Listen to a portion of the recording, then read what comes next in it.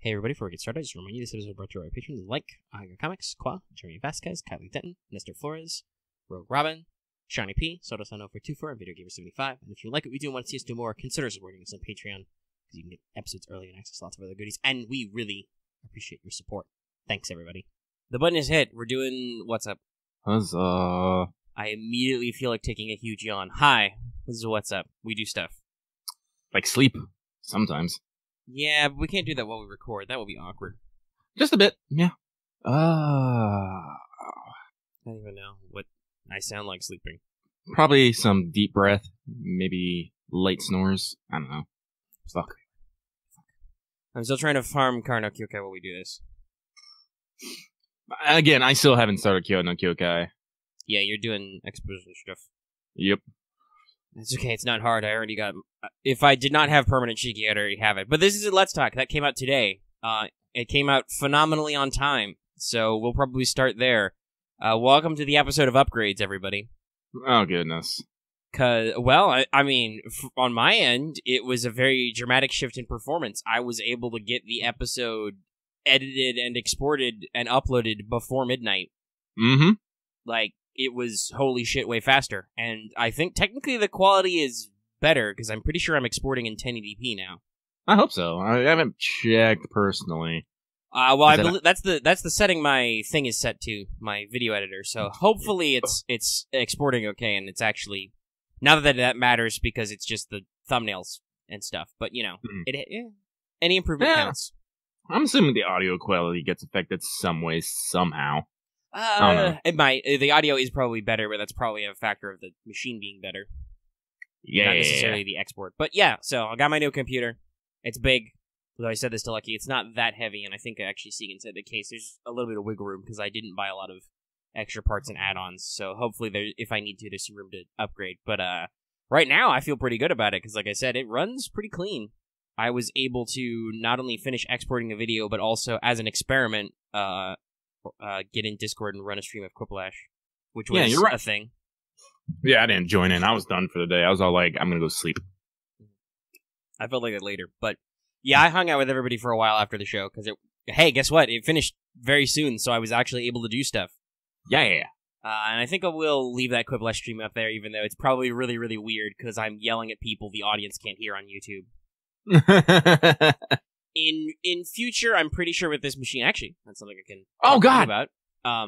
Because you've done this. In the future, I'm pretty sure you've done this, right, Lucky? I can take my capture card and I can have OBS pull from that. Yeah, it takes a little bit finagling, but yeah, it is possible. Yeah, so I have the capture card. I have it all. I have that set up. I don't think I have the drivers in this new machine because I'm pretty sure they won't be installed by default. So I gotta plug everything in. But probably in the next couple of weeks, I'll start experimenting with that. I say couple of weeks because, well, honestly, this is all kind of at my own pace, figuring my own shit out. So everything takes a little while, and I don't know when I'll find the time. And I know we have had troubles with some of that stuff in the past, so I don't really want to fuck up an ongoing stream series, while experimenting, so I have to find a good time when I'm like, this is being experimental. Like, Quiplash was an experiment, future streams, which could either be the Discord or the YouTube, For Jackbox, well, I don't know. It should probably go to YouTube, because that's a bigger audience. As cool as it is to hang out with you guys and have, like, special Discord friends streams, that's also like, hey, guess what? It was totally unannounced and totally unexpected, but I got a lot more hits off that fucking Quiplash stream than we usually do streaming. Like, oh, really? People, yeah, it's doing pretty good, and there was a lot of activity. We had at least as many audience members as players at a couple of points, so... Oh, wow. For just a casual, no build-up stream, there was quite a lot of people piled in. Which is cool. I appreciate that. That means we're going to do more in the future. Just like I was surprised. That's what lets us know that you like something. When just, hey, it happens and you guys support us.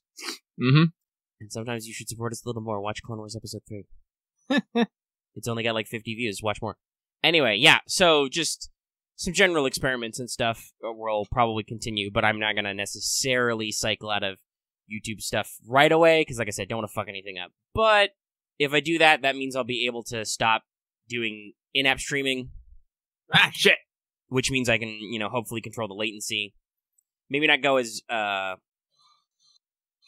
extreme as, Axe, you keep saying that. No, why? Why would they show up?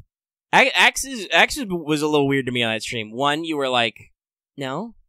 Just because you don't recognize somebody doesn't mean that they're not part of the channel. I recognize most of those people in the YouTube chat. You just don't watch my stream, so you don't recognize YouTube chat people. So I'll admit this was legit, but it was funny. I did yell at Axe a little bit because his words, I believe, are something to the effect of, "Sorry, I'm not used to this being so caveman." And on the one hand, I'm like, "No, you're very right," but also that is kind of our MO.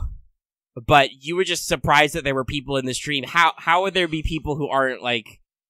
Yes, YouTube does technically recommend your stuff to randos, but the odds that somebody was randomly recommended our stuff, like our channel, off a Jackbox stream, which we have basically never ever done before, is really, really low. It's very likely that those were subs or notification people who were like, "Oh shit, they're streaming something. I'll check it out." Yeah, Twitch is very different from YouTube. They have different recommendations of stuff. Like, I have never... Well, actually, do I have the stream recommended tab on YouTube? I'll actually look at the homepage. I used to see lives recommended occasionally. I remember seeing them on occasion myself. I'll admit, usually it's like streams for like, watch videos live, full episodes, because I've watched a couple episodes of like Fairly Odd Parents and stuff off their YouTube channel. And now it's forever in the algorithm. And now YouTube's like, hey, shit, dude, people post live cartoons all the time. But yeah, I'm not seeing a lot of live currently in our recommended feed. I know there's a segment for that, but like, again, there's 11 billion people and videos on YouTube. I do not assume that anybody is going to be jumping into our shit random. Those are like people who probably were subbed to our channel and saw, like I said, a stream notification on the squad. Because we also have a decent number of people who only follow us through like YouTube and stuff, and are not in our Discord. I would recommend you get on our Discord because it's super cool, and there will be some stuff, like some streams. Another thing I can do on this machine is I can actually stream to Discord, so I might do that sometimes on some off nights. Like, yeah, I think I saw you at some Terraria to test, and I want to see if it works. But I installed Republic Commando on this computer, and I want to see if that's okay to stream on Discord. Because I gotta be real, I love Star Wars and stuff. You're almost never ever gonna see us stream something Star Wars on YouTube because Big Daddy Disney will be like, "Whoa, you used 5 seconds of music that we now own. We now own this video and everything about it." I'm like, nah, I ain't about that life. That's not how this should work. Thanks, guys. Bye. So yeah, like, I will never ever, you will almost never, like, I've done it a couple of times. Like, for, like, May the 4th or something. I've thrown something out as for funds, but in general, that will not ever be, like, a mainline, "Oh, this is our stream day, I'm gonna stream a Star Wars game for the channel." No, that's never gonna happen. So, hey, join our Discord, and maybe you'll see me stream Republic Commando sometime. You see, if I had just gone to the fucking convenience store, I totally could have been back before Omega was done with all that. With Monster. I suppose you could have. I could have, but I didn't. Your convenience store must be pretty close. We're still under 10 minutes. Oh yeah, it's like literally behind my house. Oh, nice. If I wanted to like do like the speed run, I would jump like 2 fences and be there. I'm just thinking of Hot Fuzz right now, just hopping fences. All right, I'm gonna stop you looking at YouTube recommendations. It's a bunch of rando stuff right now. Anyway, should probably clean that out. Anywho, but yes. So, in general, my upgrade has turned out very well. We will continue to explore and improve stuff, because then I can, like I said, I can be able to stream to Discord, I can be able to record stuff better, I can get rid of latency, and we're going to improve the craft. That's what we say we do with your Patreon dollars, and that's what they're going to do. Yeah. And as an extension, I can say that I mentioned this on Let's Talk FGO, because we faffed a lot, but there is a really, really good PlayStation Network sale going on right now. What are they calling it? Like the Essentials sale? Yeah. It's going on until the 3rd of March. It's really, really good. They have a lot of deals for under $15. I've spent $20 and I should probably stop right now because I've just spent a shitload of money on a computer, even if I'm not spending all that money right away because the power of credit cards. But still, like, I should watch my spending for a little bit. I know I'm going to spend $30 more next week on a Zero ZX collection. But I bought Ubisoft Uno, for $5. So, and I know a couple of other people in the squad did that, so there will definitely be some Uno squad. And eventually I'd like to record those just because I'm sure that will be great stuff, the Uno power. I mean, you bought Uno on, so yeah, you're in the squad. You're one of at least 2 people I know for sure who we can Uno with. The other thing I bought was Jackbox Party Pack 3, mostly because I wanted to get a version of Quiplash, and that one also came with Trivia Murder Party and TKO and Guespionage, which I don't see a lot of people hype up Guespionage, maybe because it's such a having a community reliant game, but I've seen it streamed and it's a really, really good one to stream because I think it's in your options, but you can set it to literally poll your audience, and that's how you get the statistic data that it's based on. Oh, interesting. Because Guespionage is the game where basically you have, I think it's up to 8 players like usual, but they ask you questions like based on random polls, and it's like, what percentage of the audience in this case have been to a McDonald's in last week or whatever, eaten fast food this month. And if you have a big enough audience and it's set that way, it will literally ask your audience, hey, how many of you had fast food this month? And if you can guess correctly based off your audience, you get the points. So it's just a really, I'll admit it's because I'm a bit of a stats nerd, but that's just a really great concept. So I'll probably save that for once we've perfected this setup, but that's definitely a thing I want to try with the audience. Yeah, I guess you probably want to figure out how to handle your audio and whatnot. Yes. Oh, that's another point I should mention. If I get set up to do streaming into my PC through YouTube, that means you guys can finally stop harking on me about the goddamn microphone every time, even though it's been that way for like a month. Because if it's plugged into my computer, I can use this sweet mic on my Markheim setup and be a professional like when I used to record Let's Plays until that just wasn't worth it for most games.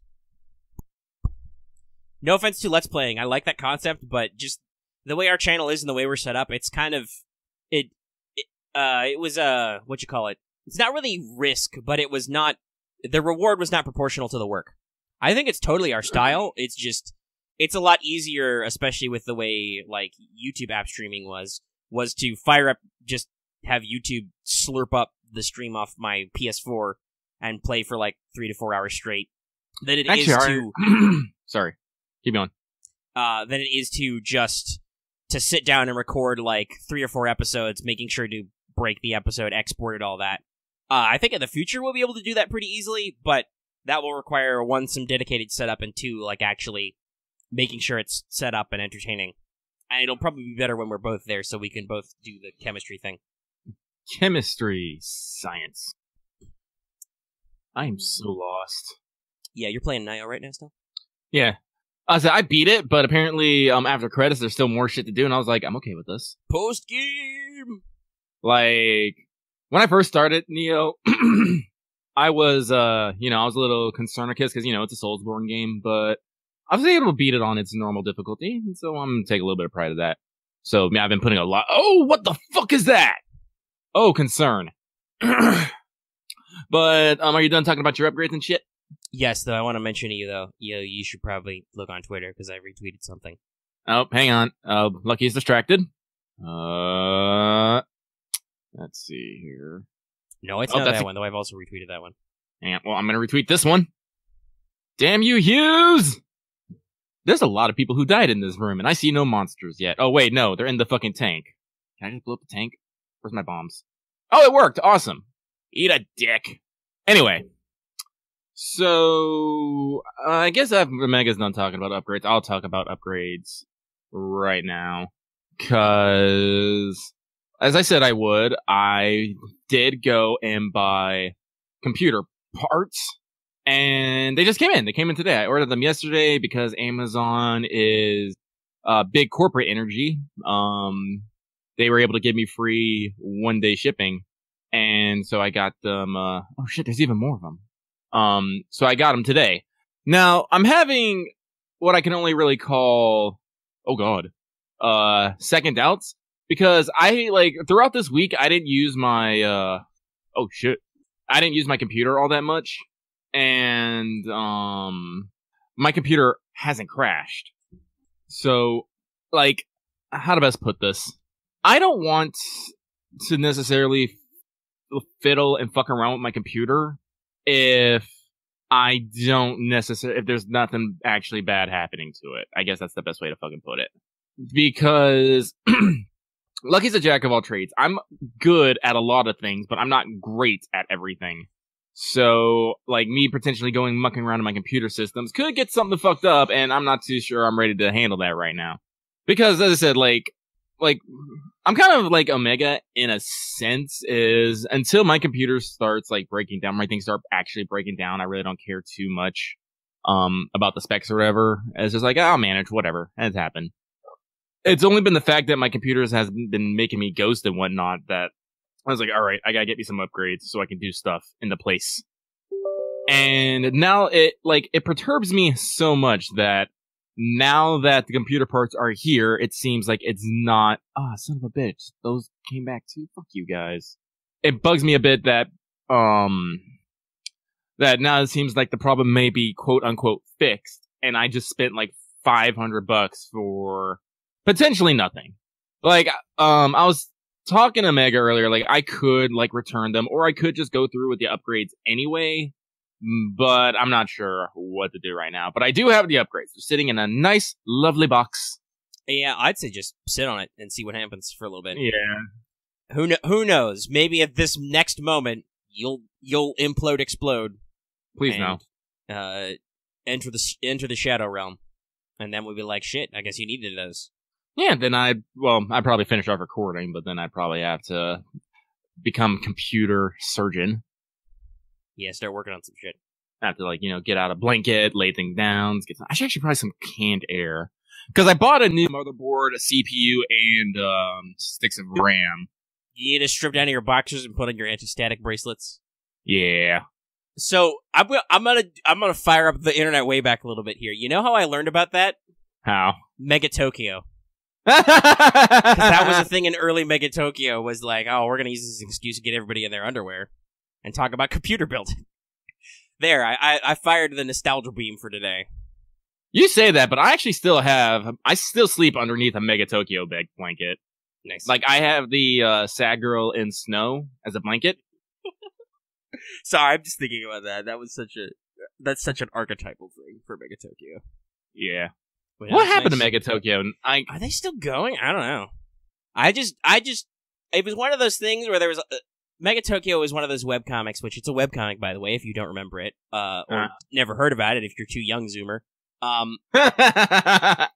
Sorry. But it was one of those stories where it started off simple. It was doing what everybody was doing in that era, which was, we're going to make a comic about video games. Video games are funny. And then it kept evolving because the author actually has the artist author had a little bit of a serious streak in him. So it just got weirder and more involved and grew more and more characters. And I just stopped, it stopped catching my interest, I guess, for me, because it wasn't complete. Yeah.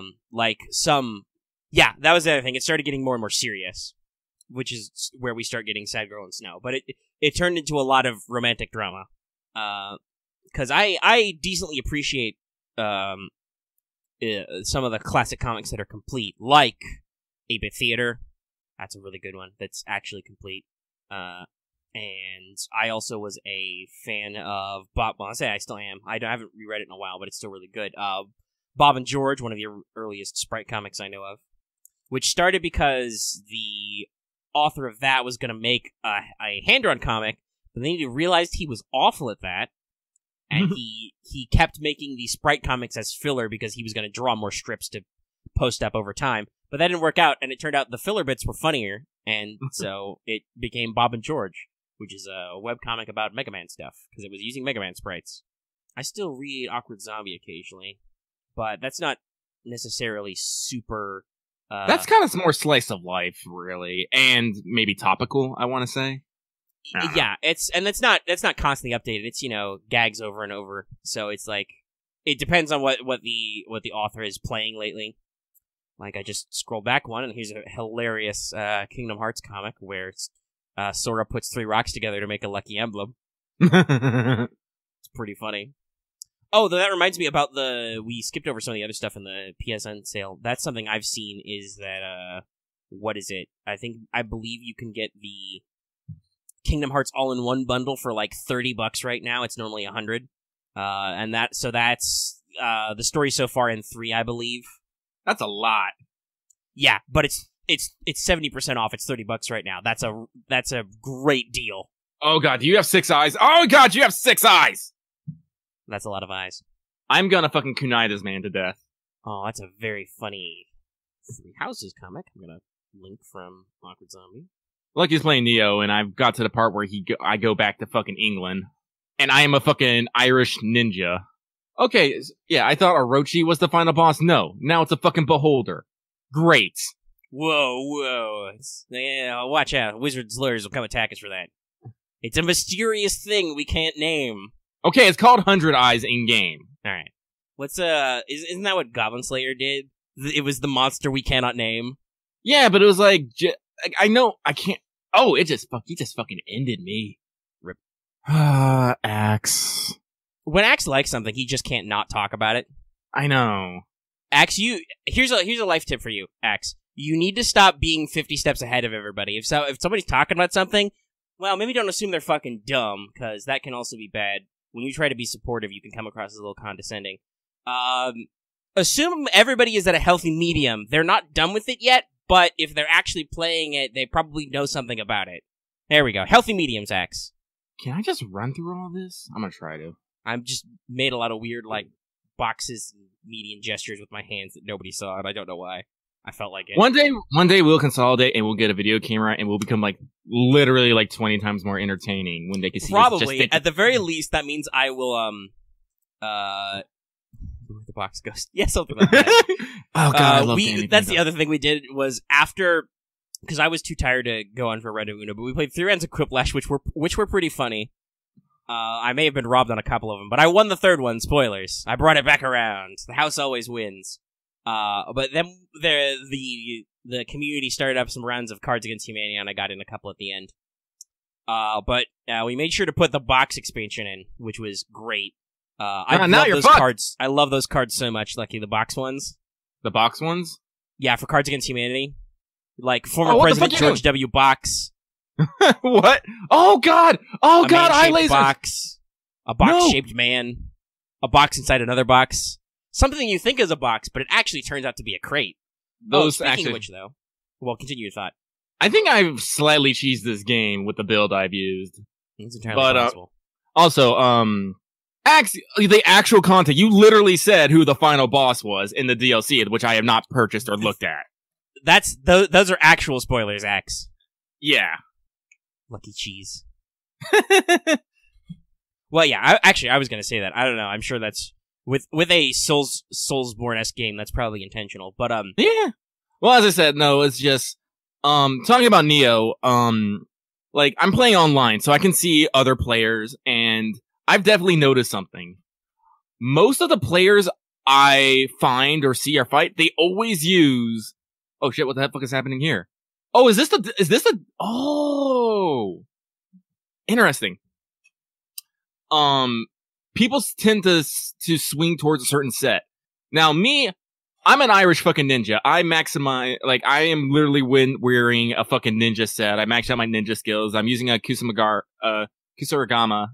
and I'm just I'm a fucking ninja. I don't actually get up and close. I just stand back far and I throw fucking shuriken and kunai, and I do mad loads of damage. I can literally I can't one-shot bosses, but I can usually kill.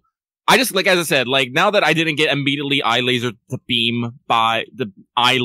death by the boss, I fucking killed it in less than a minute just by standing back and throwing my fucking kunai at it.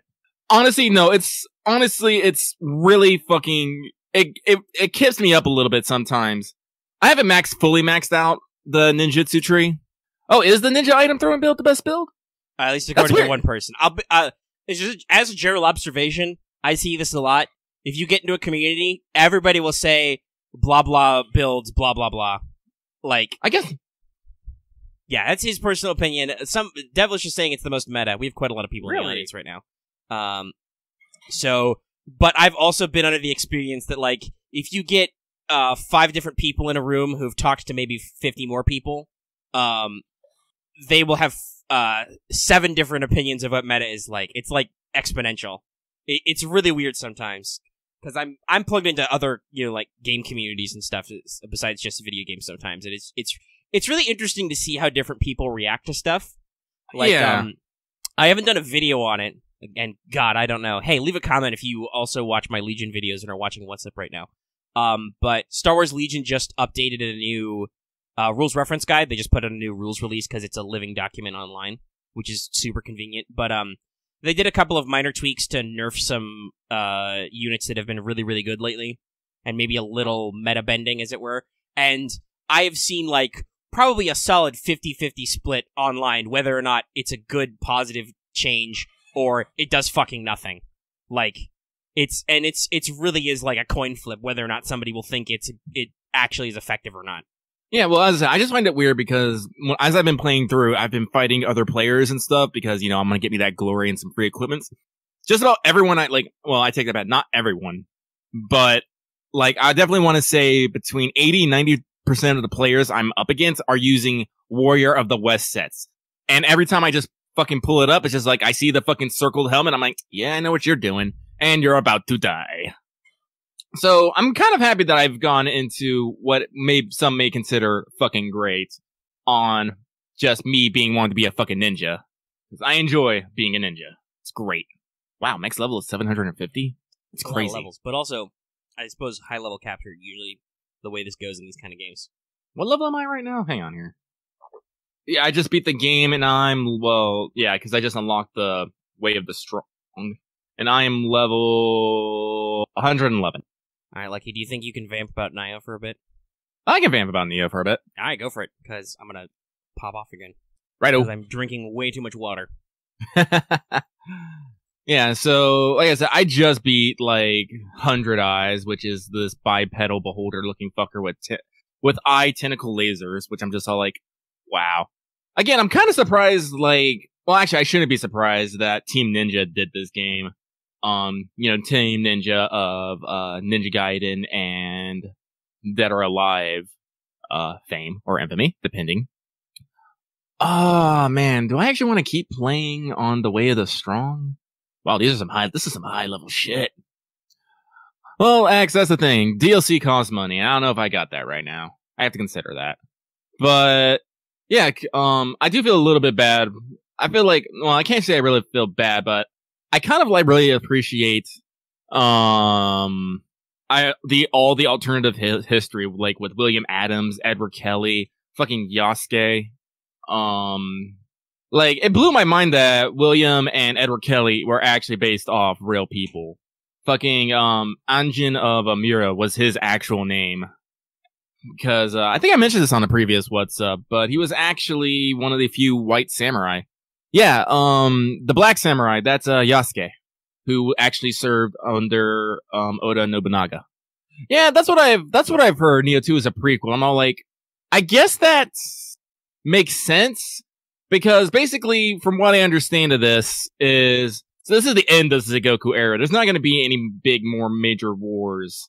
Though, if I'm guessing the fucking DLC right here, I'm gonna look at it here real quick. We're gonna go, we're doing the fucking Sieges of Osaka. Both of them. Interesting. I don't think 2, by the way, I'm back. I don't think 2 is out yet, because wasn't that beta, late last year? Yeah, but I think it actually comes out, really soon, though. Yeah, it probably would be, but I don't believe it is actually out yet. Oh shit, actually, it's, May 24th. I might pick that up. Like I said, honestly, I'm not a big I've never been a super big fan. It's Ni is 2. It's already 2-0. Wait, does that mean in Japan it's Nioh Ni? No, it's probably, no, you gotta remember, Japan actually teaches teaches English. Yeah, I know. It would probably be Nioh 2. But still, you could make that joke. But, oh shit, I got a fuck ton of Amarita. I'm gonna level up some more! He's leveling up. Also, I don't know if you saw it, because there's a lot of Nioh discussion going on, but I did, earlier I did post quietly to chat, that I'm wondering if I can put I Can't Believe We Haven't Played L5R on a shirt. Yeah, no, I was actually gonna mention that, because I fucking love the Japans, the Sengoku era. I said I gotta really start, researching other eras, but hey, Lucky's horrible with names and dates, so it's really fucking hard, right? But, excuse me. Yeah, like, I don't know, like, if you started an L5R game, I'd be like, I'm fucking there. Same with a Jinsekai. Yeah. Oh, I probably need to finish it up. The question is always is scheduling, because I know that some people in the audience have, been like, oh, I'd love to, if you're looking for people for, blah, blah, blah, I'd love to do that. But then it's like, but I can't do that day. Well, it's like, well, this day works for my regular team, and I can't do on other days. It's like, today, we're recording this on a Saturday. As fast as my new computer is, I still don't think I can also run a game for 2 to 3 hours on a Saturday and also record What's Up for 2 to 3 hours. Because usually it's, you sit in a place for a while, you get all antsy. Yeah. No, you could, well, yeah. It's also, I already have a campaign that's mostly written, so it would require some adjustment. Isn't that your big fat Rokugani? No, I wrote that as an intro. That also has character assumptions about it, but that's just a short scenario I wrote because I'm like, I need to test to see if I can write this, and I need to run that at some point first, but I can run that multiple times for multiple people. Oh, okay. I actually am part of the way writing through a campaign I was inspired to write, and I just, like I said, I realized at some point that actually playing L5R was not necessarily forthcoming, so I put off finishing it, but it's just, I can wrap that up anytime I feel like it, I guess. Dexterity 45! More ninjas! More ninjas! Yes! Ninja William is great. But it's funny because, especially after the latest book that came out, it's not in PDF yet, but it's come out, Path of Waves added a lot more kata techniques, so it's funny, you're loving your ninja build so much, that is literally an option you could play in L5R. There are quite a few shinobi schools and ninjutsu techniques now. I'm so on that. Anyway, Omega, you got a vamp about your campaign for like a few minutes. I'll be right back. Okay. He's probably making that run for that monster. Alright, so, Lucky is skedaddled. I could talk about L5R stuff.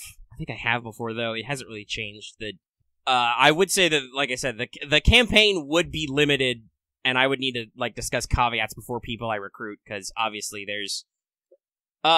This edition of L5R is pretty good about the whole, your table, your Rokugan kind of thing, so there would need to have to be some discussion about what character concepts are okay.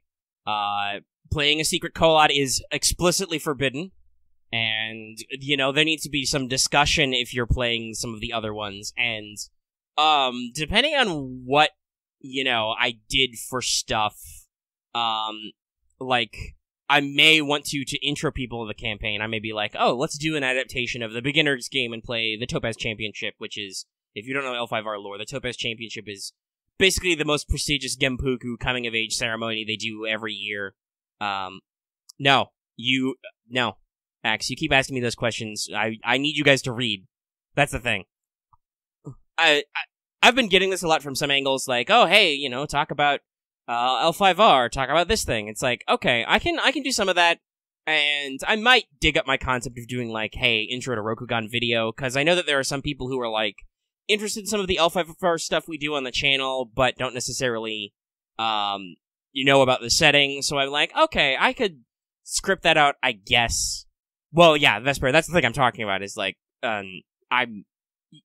are certain days which conflict. I probably can't pull Lucky in on a weekday.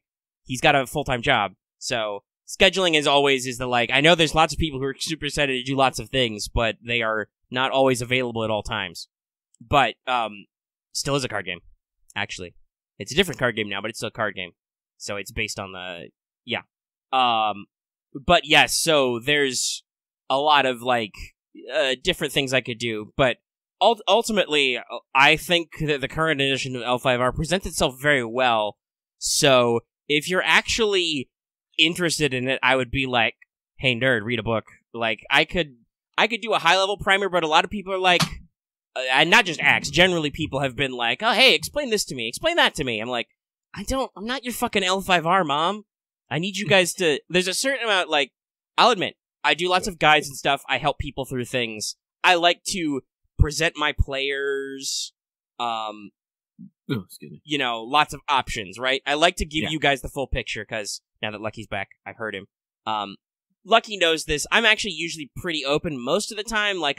if a campaign is a certain direction, I'll be like, yeah, you guys should do this. Like, obviously, with our Clone Wars campaign, it's like, okay, we're doing it in the Clone Wars, so you should probably play like a Jedi or a Clone Trooper or somebody who makes sense, because you're on the Republic side, you know? But apart from that, I want to, like, present options so that players can find all the best choices and make stuff. But I'm not in your fucking head. I can't figure out exactly what you want. Like, I can offer you advice, but at some point, you need to read the book and figure out what you want to do with the rules on your own. Like, I do not necessarily demand system mastery, but, you know, at some point, hopefully you've read and understand what the basic rules are. And, everybody should know I'm not too harsh, because you can just listen to our actual plays and listen to me GM. And I'm hopefully I'm very understanding sounding when everybody's like, what's the difficulty on this again? I'm like, it's average. It's average again. And don't forget those 2 black dice for something, blah, blah, blah. It's dark. Don't forget your own boost dice, because you're a clone trooper with, like, physical training, too. And you're like, oh shit, I forgot it. Yeah, I know. I remembered your character better than you did. Keck. Even though I don't think I've looked at your character sheet since session 1, but I do make sure to ask what you guys are spending your XP on and stuff. Sure, I'll be check on, make sure I actually did spend my XP. But yeah, so while I think I'm probably a very light touch, soft hand GM, at some point I do have to, like, put my foot down and be like, can you guys actually learn?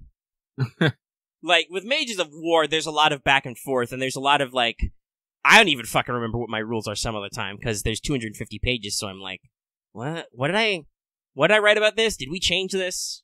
I don't know.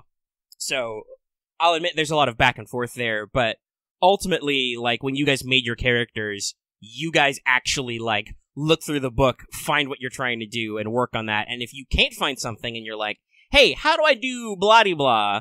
I have to make something up. And that's how a lot of rules get made. Well, as the Mages of War is basically has been like a work in progress like the entire time. So yes. That part makes sense because it is in playtesting. It's being worked on. But there's definitely, like I said, an aspect of, you know, you guys are still open to actually reading the rules and figuring out stuff. And then when you're like, I've read the rules, I cannot find a rule. That's when it's like, okay, well, Omega clearly needs to make something up because there's no rule. And I can talk more about that because, like I said, at the moment, though, obviously, technically, I could be like, hey, this Monday, by the way, I'm not saying this about this Monday. I'd need to actually look at schedules and stuff because I'm reasonably sure that I need to shoot a Wanted Passion Lip now because that was really popular in the live chat and also a couple of people have commented about it. So I gave myself more work. Rip me. Good job. Not really rip me, but, you know, scheduling.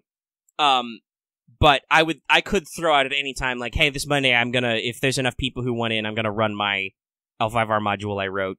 So, you know, anybody who's in and you can actually be in, don't, you know, lie to me about it. Get here. If you're not already in the Secret Cabal, we can tuck you into the Secret Cabal and we'll figure out the exact dates, whatever. Because that one is something I made pretty open-ended and, like, I made pre-gens for it, which I thought was important because I don't know. A lot of people have said about the current edition of L5R, it's one of those games where it's like, man, your player characters could really use a little bit extra starting XP, and I'm like, okay, I'll feel this out for myself. I'll make pre-gens at rank 0 with no additional starting XP and have people play them and actually get response from them. Because I like to do that. I usually like to poke something before I introduce a house rule, you know? But, lately, I've been working on, in addition to doing that, I've been working my way through making some guides for Only War, because I'm trying to familiarize myself with that game, because that's another thing that I'm like, there's a lot of community, like we saw, I saw this with Quiplash. There's a lot of people in the community who are like, oh, I want to do stuff with you guys, and it's like, okay, when we can find the time for that and sort everybody out, you know, we can try and do stuff with people in a certain amount, and at some point, though, you have to just accept there's, when you don't have enough room for people and whatnot, and, like, kind of work with that. And, you know, with, like, what I'd call our core game of Clone Wars right now, that's kind of in that position where it was like, okay, who's in the group and who's free this night? All right, cool, you're in. And then, I'm sorry if people aren't free that night, but that's the night that people are free, so that's the night it is. You know, and as people in the games, and especially me as somebody running the game and also the channel, at some point I have to, like, cut the losses and be like, okay, I can't run for 11 people on a Tuesday at 8 a.m. That doesn't work. I'm sorry. And as the audience, please keep that in mind. There are actually quite a lot of you. I don't remember how many people we have on the Discord, but it's a fuck ton. And we also have a lot of subs and stuff in the community. So there's a lot of you. I am one man. Lucky is one man. There's only so many of you we can work with and interact with at once, you know? It seems really easy when we do the show because we're just yelling into a microphone. It's really easy. It is. And that reaches all of you at once. But, like, if you guys also have your own microphones, that makes it exponentially more complex. We already talk over each other a lot, and there's only 2 of us yelling into microphones. Yeah. So, yeah, that's just something to keep in mind for, like, if you're like, oh, hey, these guys do tabletops, cool, I want to hang out with them. Like, consider that there may just not be enough space at times, and we'll kind of see how it figures out and go on and so forth. Though I have always wanted to do games with the community, in addition to our own, what I would call, like I said, home games or core games. But I'm working on Only War right now, because that's a game that seems pretty fun. I think we got a couple of people who are at least familiar with 40K and might find it fun. And like I said, I said this before, I wouldn't want to start, like, even for community, a second Mages of War campaign on, like, a day Lucky can't be there, because I feel like that would be rude to him. Mm-hmm. Because he loves like that I said, game. I do love that game. But as I said, like, yeah, so, but I think I told you, like, last time, like, I don't care if you, like, go do other games that, like, I'm not part of. It's, I don't know. Yeah. But, yeah, but I figured that might be a nice point, so I'm working through that. But also, well, it's funny. So on the one hand, definite parts of Only War have super inspired certain systems that are in Mages of War, funnily enough. I didn't intend that way when I made the names, but it kind of worked out.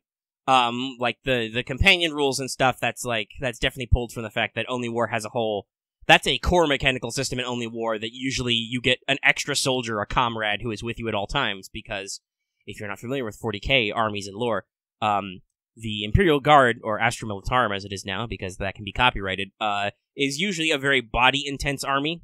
You usually put a lot of poor dudes with flashlights and t-shirts on the board, and they get slaughtered en masse.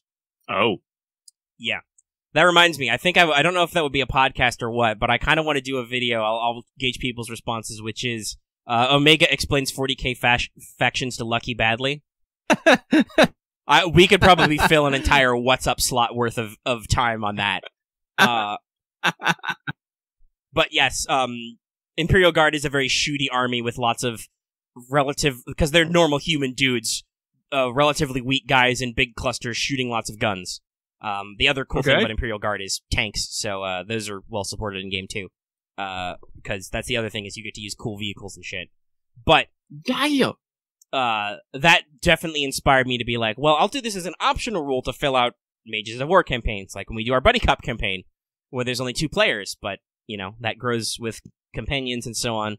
And so I was reading through and transcribing some rules on vehicles, and so I was like, you know, I can improve my own vehicle rules, and so I did.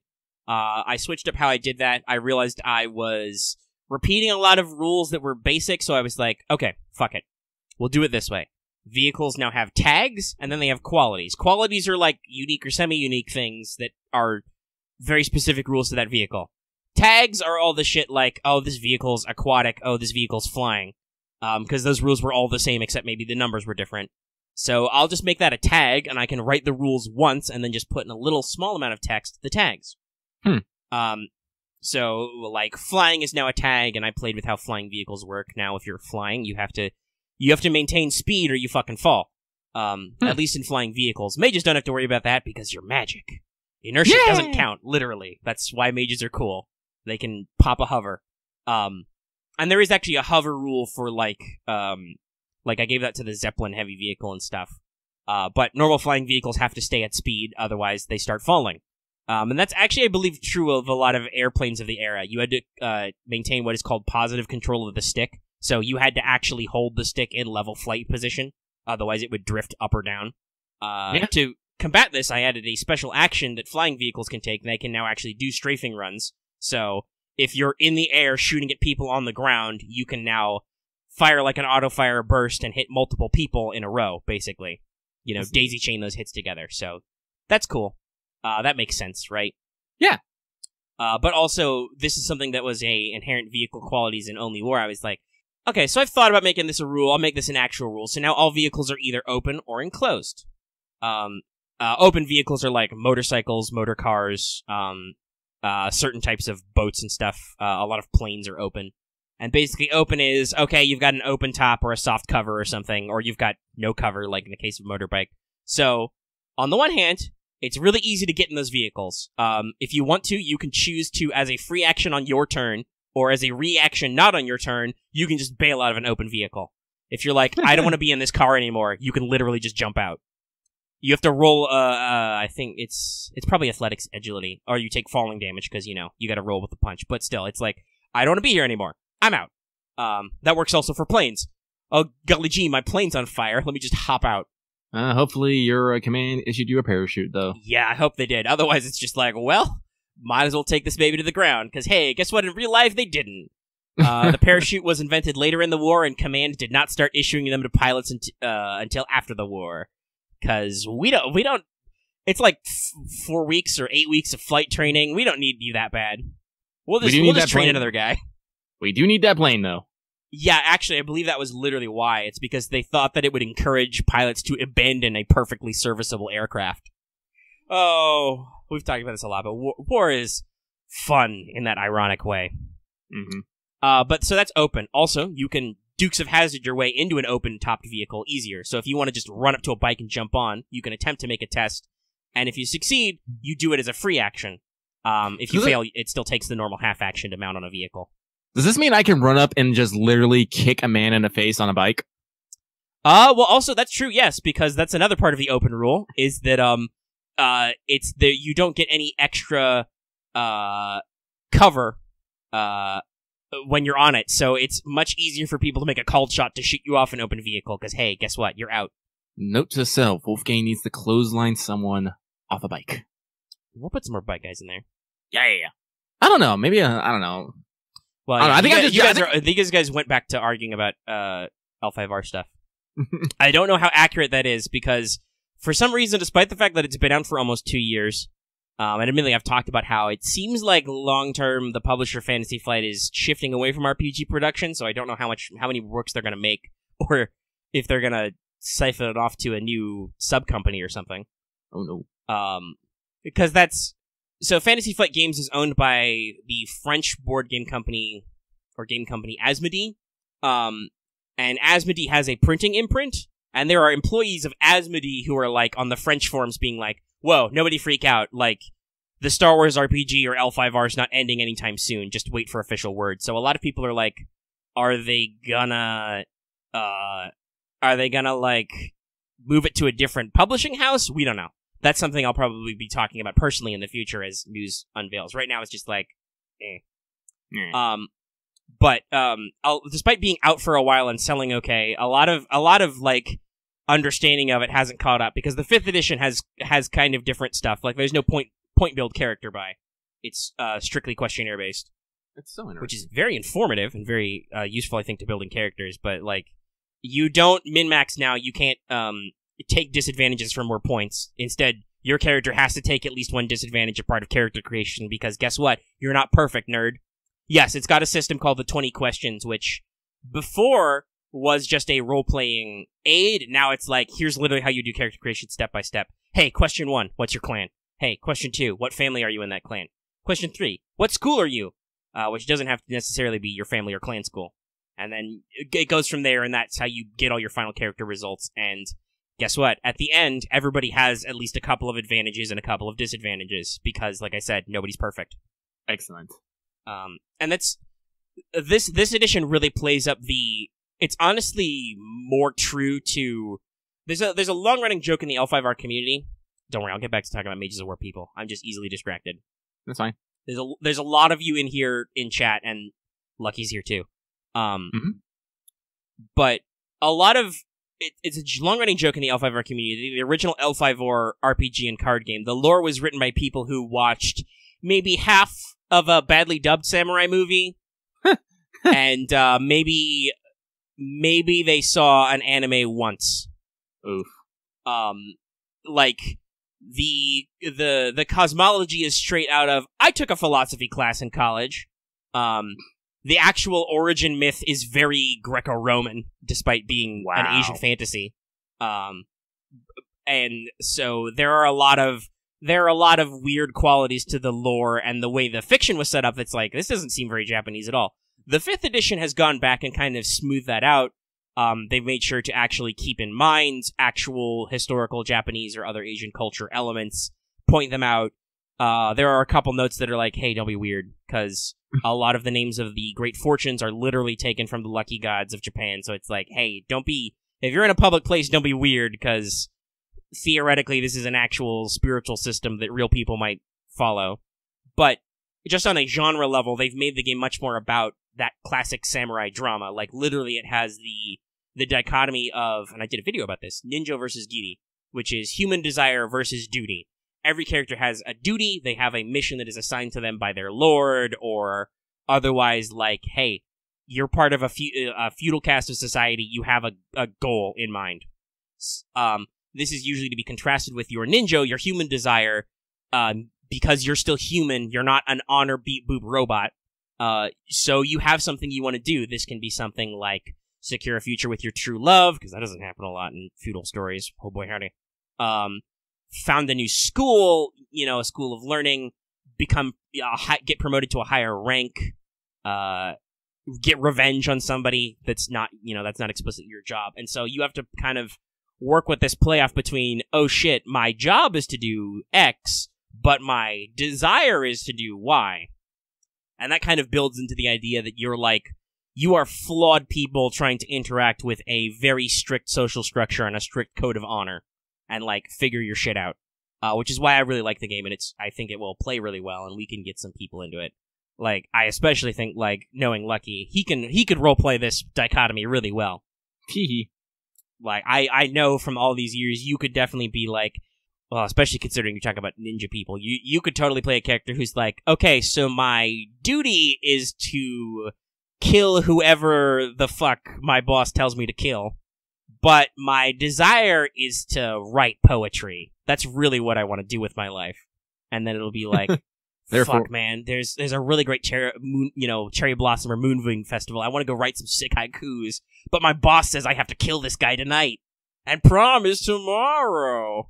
But yeah, there's a lot of that kind of stuff going on there, which is very, very interesting and very in-depth with your characters. I'm sorry, it's just kill a guy, just immediately pull out my brush. It's this inspires me. But yeah. But it's got a lot of that stuff, and it can be more anime-esque, which I would probably lean to, because that's another weird thing. Some people I've seen in the community are like, oh man, we shouldn't be too weeb with this East Asian fantasy game. I'm like, no, fuck it, go more Japan. I've actually experienced Japanese pop culture. I want it to be more like that. Oh yeah. Which is also why my campaign would probably lean slightly more towards the mystical end, just because I love that shit. I love historical fantasy shit. I've talked about how my favorite Miyazaki movie is Princess Mononoke, which is very much in the L5R tone. Well, maybe not full Nioh. I don't know. There are some. If you get a little too much punch demons, there is unfortunately a little bit of the old Christian dualism in the game that carried over. In the previous editions, the Taint, Jigoku, aka the Realm of Evil, was just bad, and everybody who goes there should feel bad. And it's got evil demon taint. Don't use black magic, or you'll be stuck in Jigoku forever, which is very at odds with the system of reincarnation and whatnot. Like I said, the modern edition has actually taken an approach to try and rework the cosmology and be okay, so before bad stuff happened, Jigoku was just a normal realm of punishment. It was a place you went when you were really an asshole. But now that we've accidentally restructured the cosmology because somebody fell through some shit, because hey, where you live in a fantasy setting, that can actually happen. If you literally fall out of heaven, you might accidentally hit Earth and keep going. That's not a joke, by the way. That's what happened to the dark Kami Fulang. He fell out of heaven, and unlike all of his brothers and sisters who landed safely in the realm of humans, he landed a bit too hard and accidentally broke through into hell, and now hell's leaking out. it makes more cosmological sense, right? It's not perfect. I still don't like how the game still treats that ultimately the taint is like uncurable and unremovable. I'm like, that's not very Shinto money of you, because I've actually done that with a capital T, Vesper. The taint. The taint. It was the 90s. We thought it was edgy. Now people just make taint jokes.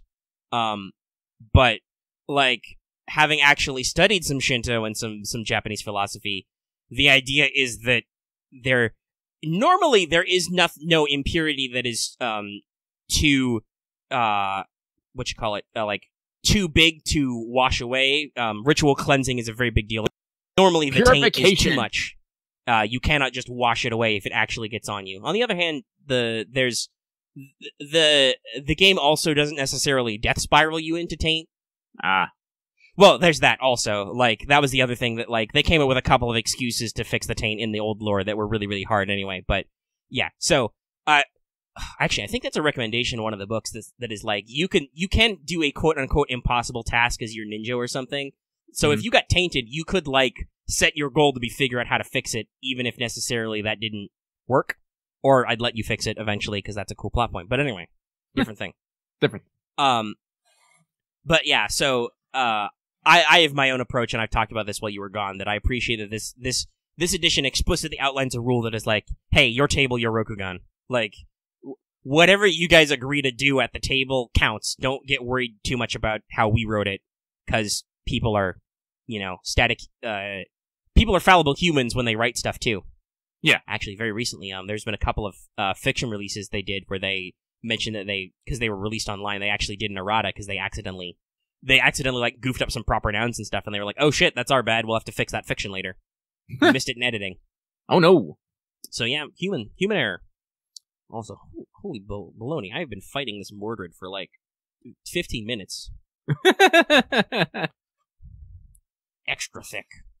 But yeah, so like that's another thing that it would come into L5R stuff when you guys talk about. Like, I would have to like probably curate a little bit of the character designs, because I would have ideas in mind for how that would go and what who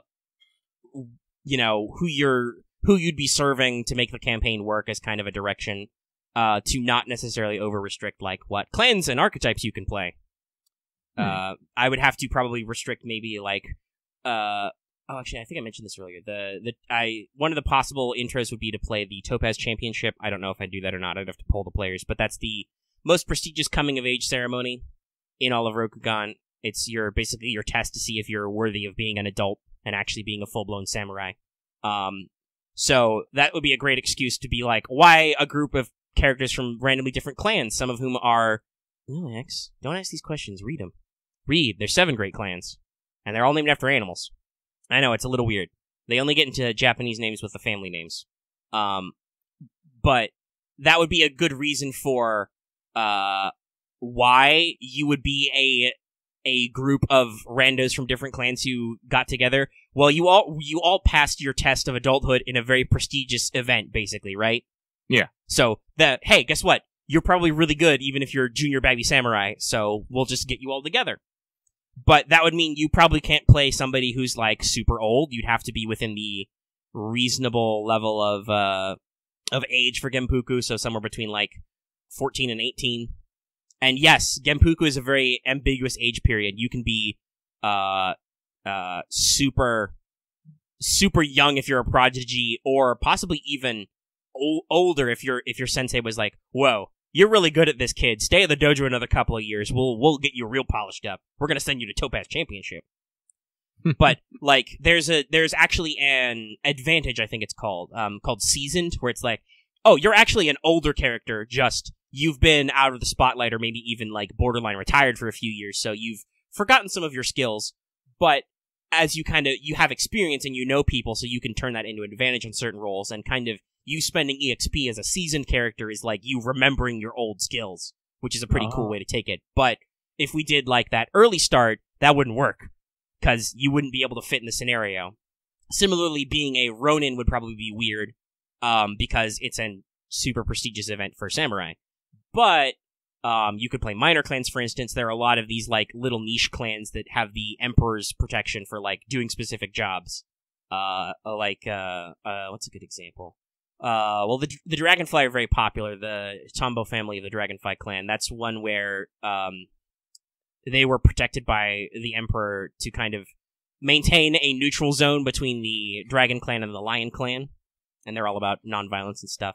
There's a Cat clan who are supposedly traveling artists by day, but they're secretly mercenary shinobi by night. That sounds awesome. It's pretty cool. Yeah, well, we're all new lore too, so some of that stuff hasn't happened yet.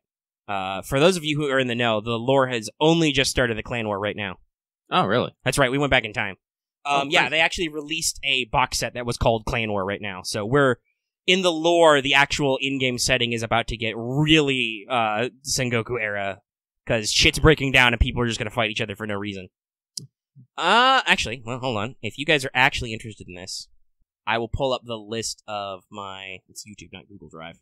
I will pull up my current list of favored schools, because what I did was I recorded schools that I thought would be appropriate and cool in my campaign idea. And I have pre-gens for the one-shot adventure, which will probably take 2 sessions because it's me.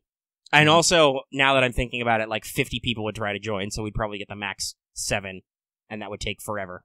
Ever! Well, no, there wouldn't be I don't even know what Kazanari is, specifically. That's not a term that's familiar to me. But they're not, it's not real life, is the thing. Yeah, that's us, Rogue Robin. It's a historical fiction. Yes. That is not the Kitsune family, by the way. That is actually, you are a fucking foxman. Or, you're part foxman. I want to be a foxman. The fuck? Well, honestly, like I said, you were all about, man, I'll be a scorpion, I'll do ninja stuff, and I'm like, man, I don't know if Lucky's realized that you can literally be a fox spirit in disguise. Yet, it's a very different build because it's very specifically like you're a pocket Shugensha or wizard priest basically because hey, you have spiritual powers, you're a fucking fox spirit. We'd figure that out if we were doing a long form. It would be interesting to say the least. You get that's actually one of the schools that starts you with an extra disadvantage called false identity, which is really funny because literally, if you play it straight as you're a literal kitsune from one of the spirit realms, it's like, oh no, I am definitely samurai good. I did not just assume this guy's name and form for no reason. Tsubasa is a very common name. Also, that's a little bit overkill for L5R, but only a little bit. It can be a very lethal game, and it's fairly grounded at lower levels, but at higher levels you can go very, very far and do some very crazy things. Actually, is it in my list? If it's not, it should be. Yeah, Shinjo Outrider. So, the Shinjo are one of the families of the Unicorn Clan. They like horses, no duh. They're also purple. Common assumption is that the makers of the card game invented the Unicorn Clan because they wanted to sell cards to girls. I don't know if it worked. But they also have one of the most prominently matriarchal, lady-focused families, so it's not a weak assumption for the 90s. But the family of Shinjo are said to be very close with their horses, and their mastery ability for their school, which mastery ability, that's like your capstone. You get all the way to the end of your curriculum. Their master ability is called I Will Always Return, and if you use it, your horse comes to you. Doesn't matter where you are, a round later, your horse fucking shows up. And the GM should not stop you from doing this unless there's some really good narrative reason. So, like, are you in the second floor of a castle? Fuck you, your horse is there. The horse knows. You on a boat? The horse is there. He swam there. If your horse is dead, its spirit will come back from the horse afterlife and possess the nearest horse to come help you. Another one that's really fun up there, Muramoto Taoist Blade. It's basically it's the guy from well, it's not because it's actual swords, but the way of the edge of the sword is actually a key technique in this. But Muramoto Taoist Blade is very anime because you get to use Kiho techniques, which are normally barehanded with swords. Oh, so you can like do air fist. And, like, normally air fist is like, oh, I can punch through the air with my fist several range bands away, because it's a range band system. Now I can do that with my katana, so I can katana people from downtown. Oh no. Yagyu, that would literally be the Kakita school, the Kakita duelist. They are the family that invented the Iaijutsu style, and they're the one who are the best at Iaijutsu duels, and because they're part of the Crane clan, who their hat is culture, they are the ones who declares what the formal rules for dueling are anyway, so everybody plays by the Kakita rules, so they're the best at it. If you wanted to main Naginata, it's funny you mentioned them. Shiba Guardian can get a Naginata as one of their starting weapons, and there's a couple others. I'd have to look through it, but there are a lot of polearm techniques now. You can fucking Dragoon Jump. I think I mentioned this before. That's one of the katas they added, Pole Vault. You can literally use your polearm to jump a couple range bands and then slam down on somebody as an attack. It's pretty fun. That's anime as fuck. Yeah. There's another polearm kata called Trip the Leg, so you can literally sweep the leg. Actually, funnily enough, there's a ninjutsu called, Flying Ghost Kick. Basically, while you're fighting with your two hands with your polearm, you just lash out and kick somebody in the face. It's ninjutsu because technically it's a very dishonorable move, but it works. Hey. And a lot of ninjutsu are like that, by the way. They're not super magic, though some of them are a little, you can get a little freaky with, Silencing Strike and be like, yeah, this guy's just muted because I punched him. Get that fruit punch in. But there's stuff like, oh, I'm gonna poison my weapon, or I'm gonna create a big smoky cloud of poison. Sounds awesome. Or I'm gonna just, one of the ones you can get in one of the later books is called Like a Ghost, which is just, I just move silently for a certain number of range bands, ignoring terrain in between. So it's if you're through a bamboo grove or along rooftops, you're like, nah, fuck it, like a ghost. So yeah, it can be pretty anime if you want to play it that way. Ooh. Yeah, gunpowder is a thing that the game avoids for the sake of the ethos. There's a little bit of, they call it gaijin pepper. But I honestly wouldn't mind if you wanted to be like an alchemist with some bombs or something. A lot of people seem hyped up about this. I'll have to see if I can get you guys in on some stuff. The problem is, again, scheduling. Can I get all of you available on the same day to do stuff? But I was talking about Mages of War, actually, before we got double distracted by other stuff. Yeah. So I think I last talked about the open quality. Yeah, because I wanted to clothesline someone off a bike. Yeah, so, and I mentioned that I made it so it's easier to shoot somebody who's on an open vehicle, because it just is. It's technically in the rules, it shouldn't be that hard for you to shoot a guy who's on a motorbike if you want to, because he's on a bike. Now, in closed vehicles, which are most closed cabs, stuff like that, tanks especially, those are actual, they're encased. You can't get out of them faster. There's no free movement, because usually they got doors and shit you need to open. But it's really fucking hard to shoot somebody through the little peepholes in the side of a tank, so guess what? It's hard to shoot people in enclosed vehicles. And then I did some stuff I'd already developed an all-terrain trait for half-track, because half-tracks did exist by this point. They just weren't popularly militarized until the next one, but I decided to close them anyway, because they're cool.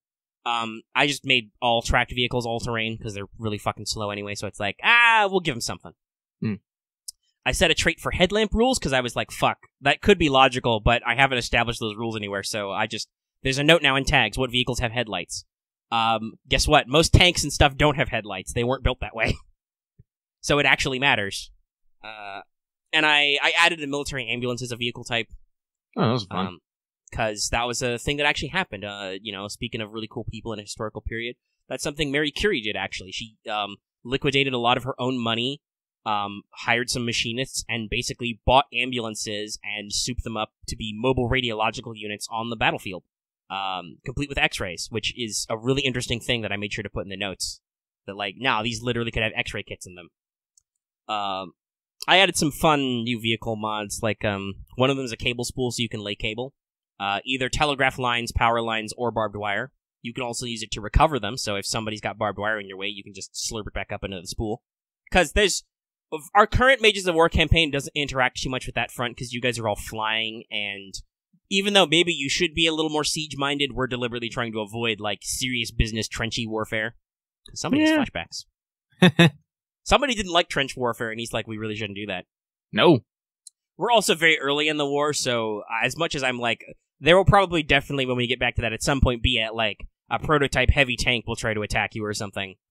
I don't know, if I remember right, we're not actually not that, like, if we're going by actual history, we're not that far from when the Germans actually, because we're in the African campaign. Yes.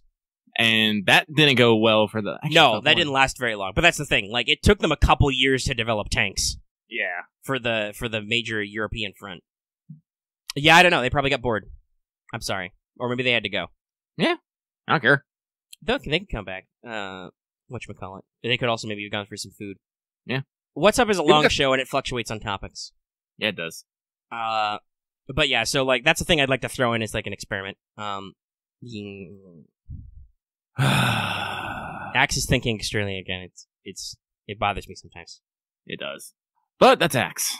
That's okay. I mean, there's passion in those ideas, but also there's a little bit of just like, okay, you might have to relax and like adjust your concepts and stuff. We had this conversation about Mages of War once, where it's like, could I do this? Could I do that? Could I do that other thing? I'm like, yes, no, probably not, no. You probably could have solved this question by just reading some stuff. I don't know. That's definitely an Axe thing to like leap to just asking somebody about it rather than finding the information on your own. But yeah, so I think I did a lot of vehicle work. That was my first step because I was like, man, vehicles in Only War are kind of clean. And then I got to doing the next supplement, which had special rules for mounted combat, and I realized something lucky. I'm like, wait, fuck. Mm-hmm. So I think there's a special trait for being a horse rider. There's some items for horses. There's stats for horses, obviously, in the Marshal's Guide. Were there actually no horse stats? No, there were. There were horse stats in the Marshal's Guide. There's a rule to be a cavalry regiment. I didn't actually have any notes on what happens if you're riding on a horse. So I was like, okay, well, I was already thinking about fixing this. Now we're just going to deep dive. So now there's a whole section under vehicles called mounted combat. And it notes, okay, so cavalry is kind of unusual in this time period because, for instance, horses are falling out of vague. Cavalry charges and no man's land and barbed wire do not mix. Okay? I'm sorry, I'm just thinking about the fact that this had actually come up and it's like, alright, I got on the horse. Wait, where are the rules for the horses? And we're just like, it literally been a memo of, I would have to do it on the fly, which I probably could have, but there weren't any concrete, like, special modifiers or anything specific to it, so it would have totally been me just making some shit up. So I've now pre-made the shit up, which is, it's glad that mostly people have played flying because it didn't matter. Well, I would have had the base notes because animal handling is covered by survival, so it would have been like, okay, it's a survival test, and it's like, okay, but how am go? Because normally in combat you have certain actions and certain structured stuff, and it's like, well, shit, I didn't think of that. I'd have to make it up. So now there are notes. So for instance, you get on a horse, you count as large now because you're on a horse. It's easier to hit you. But if you in melee combat, it gives you advantages. If you're attacking somebody who's unarmed or unmounted, I should say. You get a +10 because you have a height advantage, basically. It's really easy to slap somebody while you're on a horse. And if they are not mounted, they take a -10 penalty to hit you, so basically you cancel out the modifier for being big, because it's harder to poke somebody on a horse. Unless you're using a horse slayer, which is that giant fuck-off two-handed swords from, like, East Asia, which are supposed to cut through a horse and rider in one blow, which may or may not have actually worked. But it's Mages of War, so they definitely exist in this one. So that was the basic thing, and then it was like, okay, we'll figure out some stuff. So, shooting from a horse is not the best idea, because I actually get to use that shooting while moving penalty. If your mount, because it might not be a horse, maybe you're riding a giant phantasmal deer or something, or a bear, I don't know. Mages can accomplish a lot. You gotta keep an open mind. You could be riding a unicorn for all I know. I'm not kidding, there's actual stats for unicorns in the thing, I made sure to put them in there. Some of them can shoot lightning from their horns. We really haven't run into many fantastical, well, we ran into a bull, but we killed it, and then we ate it. Yeah, you've run into a couple phantasmals, but it hasn't been super great. You've more run into chimerids and stuff. Yeah, nothing that we can really befriend. Well, also, I don't think any of you are really good at affinity either, which is the aspect. There's a whole the affinity spell tree is broken into 2 branches. One of which is just animal stuff, like animals speak to animals, animal bond, etc. One of the spells is to literally summon local friendly woodland creatures to your aid. But yeah, so you can write a lot of things, but because they exist and can move, and we'll talk about maybe some of the actions in a second, because I don't know if Lucky of you, I assume since you didn't see this, you haven't read that section yet? No, I haven't. But if your mount has moved in the last round, you take a -10 to shooting for firing while moving, because duh. Mhm. So, ranged is slightly disadvantaged while on horseback, but melee is better. So, mounted combat, let me see, any other modifiers? I gotta load all 250 pages of this book. Though, with my new computer, that happens a lot faster now, which is good. So, there's stuff about writing. You usually need one hand free to control your mount. If you don't have both hands, it's a -10 penalty. So basically, if you're really good at survival, you don't care. But if you're amateur hour, you probably want to make sure to keep one or both hands on the horse at all times. Mm-hmm. Yeah. There's also a penalty if you don't have a saddle or proper gear. That makes sense.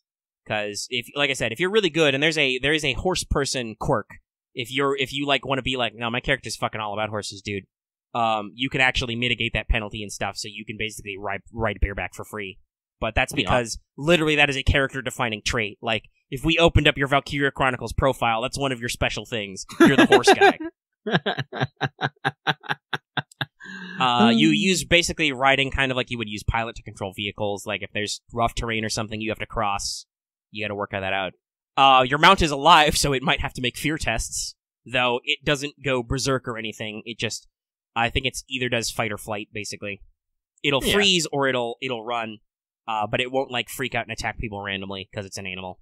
And there's some notes about effective weight, so your mount still is limited by its carry capacity, so you can't.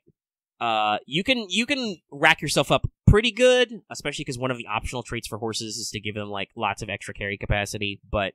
Also, that reminds me, that was a variant I wrote. I explicitly wrote in the rules that a player character's effective weight is what their carry capacity is. That's not your literal weight in kilos, because that might not translate 100%, but generally, if you're a dude with, like, 40 toughness and 40 strength, you're a big boy, you count as, like, carrying 80 kilos, which is, what is that actually in libs? That's about 175 pounds, so that sounds about right, yeah. Yeah, that's a fair amount, yeah. So, yeah, if you're a big, strong, tough boy, it's harder for other people to carry you. Though, like I said, that's only your quote-unquote effective weight. It's not meant to be 1-to-1. But for purposes of other people carrying or dragging you, or your mount carrying you, that counts. Mm-hmm. So they have to make fear tests. Any effect which would cause you to, if you're mounted, to fall prone or be knocked back, instead knocks you off your horse, and you have to take falling damage as normal. I figured that was made sense with some of the other rules already. So, also, if your mount is ever knocked prone or knocked back, you also fall off unless you make a test. Because it's really bad, kids. Don't fall over on a horse. Yeah, that sounds bad. That literally killed people in ye olden times. Mm-hmm. You count as large. As noted, you can treat heavy weapons as brace, which is good, because there's the heavy lance is like a traditional big old fuck-off conical lance, which is normally a heavy weapon if you're on foot, but you can brace it. There's a special rule called trample. Vehicles have a rule called displacement, which is if you move a ground vehicle through people, they have to get the fuck out of the way or get run over. So, mounts have the same rule called trample. A mount can move through any creature smaller than it for free. The crowds may count as difficult terrain if there's a lot of people. Mm-hmm. Any creature in this path has to make a free evasion test, so it's not a reaction or anything. You can dodge a horse for free. It's not meant to be super killy. Like I said, this is what I've noticed about Only War translations. Only War 1 has a lot more bullshit options that I just give people. Like, there's a lot of I've figured out some quirks, but there are, like, high-level talents that require you have multiple skill trainings to get, like, good cook or something. I'm like, that's nuts. Who would spend that much EXP on that? Damn, dude. But also, they're way more brutal about getting murdered and stuff. But that makes sense. It's a 40k RPG and it's Only War. Guardsmen, we go through Guardsmen like tissue paper. But mages are supposed to be elite, so they're a little tougher. But if you succeed, you can dodge out of the way. If you don't, they get knocked prone and take a free attack from one of the mount's natural weapons, which sucks. I think a horsehoof is like 2d10 plus 4. Oh god, that could kill a man. Yes, it could. I think it's got like 0 pen or it's got low pen. So if you have armor, you can absorb it. But yes, no, if you get accidentally kicked in the head or something, you die. How's like life? Being trampled sucks. Don't do it. And then I added a bunch of special mounted actions. So knowing that movement economy is a thing in this game, if you're mounted on a horse, hey, guess what? It's easier to move. As a free action, you can make your mount move equal to its base movement. The equivalent of a half-action move for free, basically. But then you take those penalties on shooting. As a half action, you can move up to your mount's base movement times 2. So basically, you can do a full move as a half on a mount, which is usually pretty fast. That's to kind of offset the fact that, like I said, ranged shooting is harder, and you're a bigger target, but you're more mobile. Mounts can jump. You can do a gallop to make them go really, really fast. They can move up to base movement times 6 by default. Like the push ability for mages, you can spur your mount, but that literally hurts it. So go easy, or you'll kill your horse. That's another thing. There's a note that basically you can do a lot of different attacks. You can do normal-ass attacks unmounted, and you can do different stuff like suppression, spray and pray, all-out attack, etc. As a half-action, you can encourage your mount to attack so it can use one of its natural weapons as normal. This is called gore in the rules. So if you're like, hey, horse, kick that dude, your horse will kick that dude. You can steady your weapons. Charging on horseback is better. You move slightly farther. You have to move at least 5 meters, so you have to move farther. But if you do the full bonuses of charge and add knockback, so you get to charge farther and hit harder. But also, again, because your mount is a living thing most of the time, or at the very least it's self-powered, because there's alternate rules which are like, and if you want to just simplify things and say, like, being on a heavy flying unit or a motorbike is like being mounted on a horse, you can use the simplified mounted rules for that. Hit and run is a new ability, so basically, you do a full action, you move up to their movement times 3, and end adjacent to an enemy, you make a free melee attack. And after you resolve that attack, if you still have movement left, you can just move away. So you can just run up, slap somebody, and get the fuck out. As kind of like this was based on an action I saw in Only War called Strike and Fade, and I was like, no, that makes sense. Like, your mount is mobile, and even if it's, like I said, a motorcycle that's got inertia, you could, drive next to a guy, slap him, and then keep going, right? So that's another mounted advantage. And then you got stuff like, mounted dodging. Your mount can dodge on its own anything that's trying to hurt it. You can still do parries unmounted, and you get a bonus to that. You can soothe your mount and stuff, and that's all the actions I got right now. If more come up, I'll invent more, but I think I got a pretty good relation of just like, in general, you can use any action that makes sense in normal combat. Here are just some special rules and modifiers and unique actions for being mounted. Neat.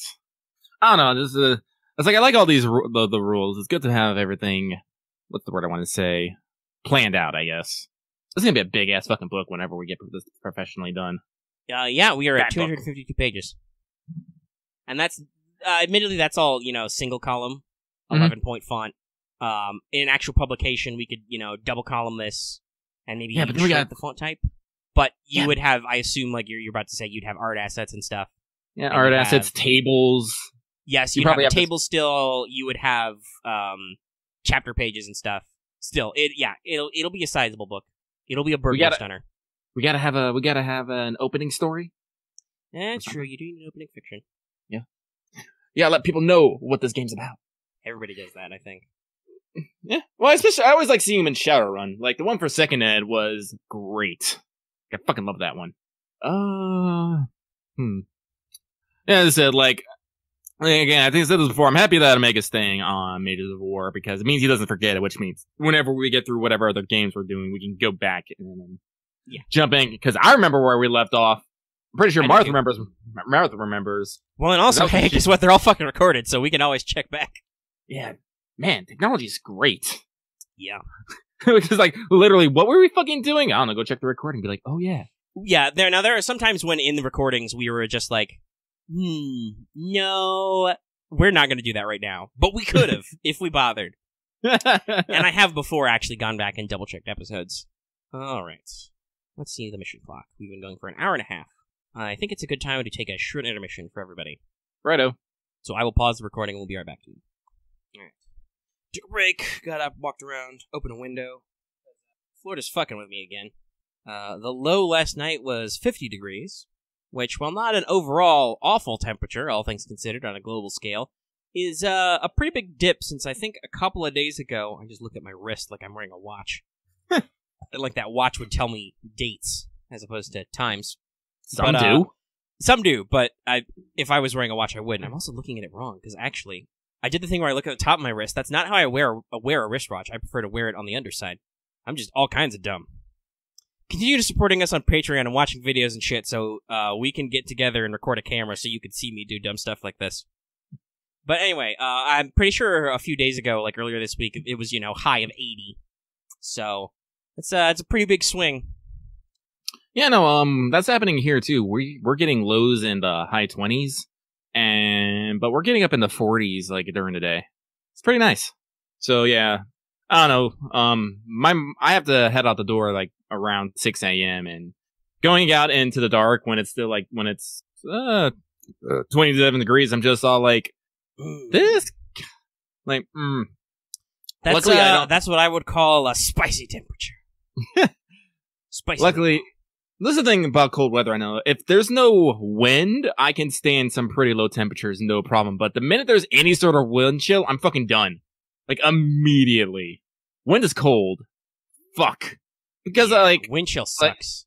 Because I remember it was many, many years ago now, but when I last visited England, it wasn't really that cold, but especially on the coast, it was really fucking windy. So, you had to make sure to bundle up tight and in multiple layers because the wind chill just gets you. Mm-hmm. Just gets you. But yeah, cold. Yeah, but normally I can just wear, like, my jeans, a t-shirt, and a jacket and be okay, like, in 20-degree weather. If there's no wind. If there's no wind, I have to put on, like, underclothes, like, some jackets, maybe get my balaclava. Mm-hmm. Can't take it. Can't take it. Yeah. The only problem is then I get to work, and because there's no wind chill, all of a sudden I get really, really warm really quick. I'm just like, no. Yeah, and that problem also works in reverse. I've been to too many places in Florida, and I don't know, you probably see this too, because it's not, I assume considering that technically parts of Washington are a rainforest, I'm sure you guys get relatively warm summers up there, at times. But, like, in Florida, when it's hella hot, when it's like 90 plus degrees outside, you walk outside your car for 5 minutes. Mm-hmm. Usually you enter a building, especially if it's a public building, the AC is blasting full fucking blast, and it's like 60 degrees inside, and you're like, holy shit, I'm cold. Mm-hmm. Even though, honestly, if you think about it, 60 degrees Fahrenheit's not that cold, but if you get, like I said, that 30-degree swing in there, that's cold. That's sudden. Your body's not used to that. Whew. Mm-hmm. Yeah, it's that same feeling when, you have cold hands and you put them in a hot bowl of hot water. It's all like, why? Also, well, honestly, I find that therapeutic. Omega's #1 family cure to anything that's wrong with you. Splash some water on it or put ice on it. You got a headache? Ice block. That's literally what I do if I start to feel like basically overheated, is I will lay down, I'll hold an ice block on my forehead and just literally chill. If nothing else, I think part of it's probably placebo, but some of it at least gets my, body to be like, whoa, geez, that's cold. That's way more important than whatever the fuck our problem was. Listen, when I get headaches, I usually drink water, intake sugar, or lie down, I guess. I've had a chronic headache. I used to get migraines. I don't so much anymore. And what I mean by that is I used to get those headaches, if you've never experienced a real migraine headache, the thing where it feels like your head's gonna fucking explode and you can't stand up straight and just life sucks. Like, literal splitting headaches and like, oh, I feel like I'm dying. That doesn't really happen to me anymore. I don't know if that's just being an adult and not growing or anything, and like my brain's all done doing stuff. Don't know if it's because I can actually take medication now, so if I get like a slight headache, I'm like, let's pop some ibuprofen. Because I'll do that if I feel like a headache coming on. If I'm not like, oh, this feels like my allergies are acting up, or this feels like, fuck, I needed a second cup of coffee today or something. Like, those I'm just like, I can solve that. But if it's like, wow, I don't know why, but I just feel sleepy and headachy for some reason, that's when I'm like, let's pop something. Oh, actually, though, that reminds me, speaking of meds, I said I might allude to this story on WhatsApp on Let's Take FGO yesterday, talking about how my back's been kind of sore lately. Oh, yeah. So I posted a picture of this on Twitter, but to get my new computer set up, I was like, okay, I want to do minimal amount of fucking around with cables as possible. Because I don't want to keep plugging in and switching back to the old computer and stuff. That's really annoying. And it would take even more time out of a process of like transferring over all my personal files, like photos and photo assets, music, that kind of shit to the new machine. And I could have paid like $20 or $30 to get a program that would have done it for me, but fuck it, no, I can do that for free. It only took 12 hours, but they were a free 12 hours. So to do all that, I concocted a very jury rig, a very ghetto computer scheme, where I was like, oh hey, there's an HDMI port on the back of my computer. you can use TVs as computer monitors, right? Yeah. Now, when I Googled this, there were like 5 articles that all rose to the top, which are like, you can, but don't because input lag. And I'm like, well, I'm not trying to play games right now or nothing on it. I'm just using it to actually set up my computer. So, no, literally, PC tower went on the floor. I ran my HDMI, one of the HDMI cables from my TV to it. I got an extra keyboard and mouse with the computer. Oh, neat. Which was cool. They didn't charge me anything extra for that. Nice. I got spares. I don't have to spend another $15 on Amazon next time my keyboard craps out or gets too gummy or something. So I plugged those in, and I fired it up, and that's what I did for, like I said, 12 hours. The problem, my keyboard and my second keyboard and mouse and shit were on the floor. So I spent a lot of time, especially once I was doing big file transfers, waiting for stuff. I probably spent too much time dicking around on Discord, like I am right now, kind of, on my floor. But that's why my back is still a little sore, and I'm like, dude, you gotta actually sit with some support lately, because my back is not quite in proper alignment again. Next month, like, I'm totally getting me a new fucking chair. Yeah, you actually need a new chair. Like, yeah, I just need to remember to sit in my chair like how you should and be relaxed. Like, I've gotten used to this, and that worries me. Ooh, yeah, that's probably not great. Is the current chair you have a back, or is that not a thing it does? No, that's right. I'm like, what parts exactly are broken on this thing? Like the back.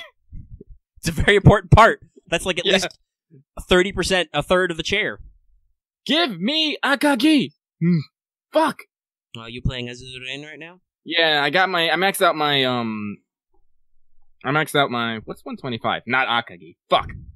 Rip. I've got everybody finally. It only took me, like I said, like, I think 80 cubes or more, because they kept giving more cubes, so I don't really know. I'm over 100 cubes. I know that for a fact. It's rough, buddy. I know a lot of people are struggling with this particular run, which is not good, because, hey, guess what? We're probably going to transition into Gacha talk now, since you brought it up. Well, you tangentially brought it up. Because probably only a couple of weeks away at most is we're doing some sort of Russia event with new ships. And it was actually, they posted it on English Twitter for the first time today, a new one, which is a really spicy ship. A really nice ship. Like, the first couple, I was like, it's okay. But this one, I don't remember her name. Did I retweet that? I don't think I did. I can't remember. I remember how she looks, though. Let me see if I retweeted it. Otherwise, I might have to hunt it down for the name. Mm-hmm. There it is. I did retweet it. I'm gonna assume I'm gonna pronounce it in my incredibly English way. Chapayev. Super rare light cruiser. She is not very light, damn. No, she has legs for days and boob window. And we discussed this before. Also kinda got that icy Iron Blood thing going on. Though now that I see this also from this angle, she is holding, like, she's got like a fur cape or something she could be wearing. Yeah. That's good. There's not a lot of layers in what she's wearing right now. She's probably like Avora and uses vodka to keep herself warm. Yes, I've definitely seen that gif. Though speaking of which, there's also an Avora skin that's going to come out that a lot of people are spiced about, because it's interesting. A lot of people are like, I have no idea how to feel about this. Hang on, goddamn it! Confused boat noises. It's the prisoner one. Where she's, like, sitting on a fucking staircase in manacles, and it's like, how do I feel about this? So they've announced that. I'm kind of excited, because it's an interesting facet that they haven't at all covered. Like, Avora was literally the closed beta test ship, and then they added her later as, like, an event drop. There were literally no more, so it's kind of awkward. Lucky and I have talked a lot about how we like to do thematic sets up to ships. Mm-hmm. I've probably been a little quiet. I'm trying to point my mic from more towards my face as I lean back. That's probably better. But we like to do thematic builds. So I really liked the Sardinia event because it gave you exactly six ships, so I could build a Italian fleet, a pizza pasta pie fleet. I like the design as well. Ooh, that's a new one for Yeah, that's a new JP one. Yeah, they haven't announced that one officially in English, but they will. It's very interesting to see some of these ships are definitely going for the we're just Iron Blood but white and blue. Yeah, no, like I'm looking at all of them. They all kind of have these that kind of shtick to them of the first couple I remember not being that distinct. The first ones they showed off, those ones I was kind of like, it's all right. These later couple are definitely more like, ooh boy. Let's see here. 1, 2. This one does not have a danger face, but she does have a little bit of face. Because, whatchamacallit. The other one whose name I immediately forgot, and I will forget a lot because it's Russian. But she had 100% a danger face. Let's see here. It looks like they got 1, 2, 3, 4, 5. 5 new, ships coming out. Hey, if that's two main and 3 Vanguard, hey, that's a full fucking northern fleet. Yeah. Hang on, let me see here. What is she? Actually, no, she is a destroyer. She has to be. So maybe not. Well, maybe they'll announce more. Who knows? Yeah, she looks like a cruiser. Oh, that's the fucking skin. Jesus. Have you found it? Yeah. Here, I'll link it for people. Yeah, that one. But like I said, a lot of people are like, what do I do with this? Maybe it has something to do with the event. We'll see. I remember the translated dialogue was like, I'm waiting for my hero to come save me. Just watch out for bears. Just kidding. And I'm like, is the just kidding about the bears, or are we trying not to downplay the hardcore bondage of this skin? Because this skin is either uncomfortable or kinky. Or both. Uncomfortably kinky. I'm going to say both. Uncomfortably kinky. I can go on a shirt somewhere. And Akagi's just thinking about how she's going to do that to Shiki-kan. Yeah. Juistagram is still going on. It's still really funny. I love Juistagram. Like, I hope they just keep doing it. We could ask somebody who knows some stuff about JP or CN, but I feel like they would. Though, for the love of God, I really need them to organize that better. Yeah. Like, it's... Especially because, like I said, I don't know if it's because the events were in different order for the original, like, Chinese or Japanese servers with, like, Polaris and stuff, and then New Year's, but all the new Polaris shit being at the bottom of the scroll wheel is, like, really weird to me, and it's hard to find sometimes. It's still really funny, though. What was it? They came up with which has got to be the localization team, shout out to them, but they came up with a good localization. Which is, one of the things you can say to one of Cleveland's most recent posts is, I think, something like, believe in Cleve. And I'm just like, okay, that rhymes, so that was not in Chinese or Japanese, but damn, that's good. That's a good thing, and also I do believe in Cleve. Though, so, it's just weird. I have to actually double check and look at it closer. That post was also about Cleveland drumming. Did Cleveland have, like, Puppet Sock accounts for her alternate versions or something? Like, there was a lot of spamming that looked like it was from herself, or was it just from one of her sisters? I don't know. I'd have to look closer. I think she was talking to a couple of her sisters. That's probably it. Because I was skimming this when I first got up, because I pull my phone over and I'm like, okay, let's do all our logins and stuff, and then figure out what we got to do later. But yeah, it's very entertaining. Sheffield is very trolly in this, which is good, because she's the deadpan one. Mm-hmm. Gascon continues to not know what the fuck anything is. And she's okay with that. And completely adorable at the same time. I tried to figure out how a microphone works, so I took it apart. And I think your two options are like, that's neat, or like, oh no, you're going to kill the microphone, stop. Hipper is hipper. I like how Egan likes to call her out on her character type. Yes. Which I think Sheffield did at one of the most recent posts, and she's like, God, you sound like Egan. What are you doing? It's because she posted like, that she has a fucking, wow, I'm super mind blanking. A little cheap blur blur plush. Manju. There it is. Found it. Found the word. Oh, my brain just had to work for it.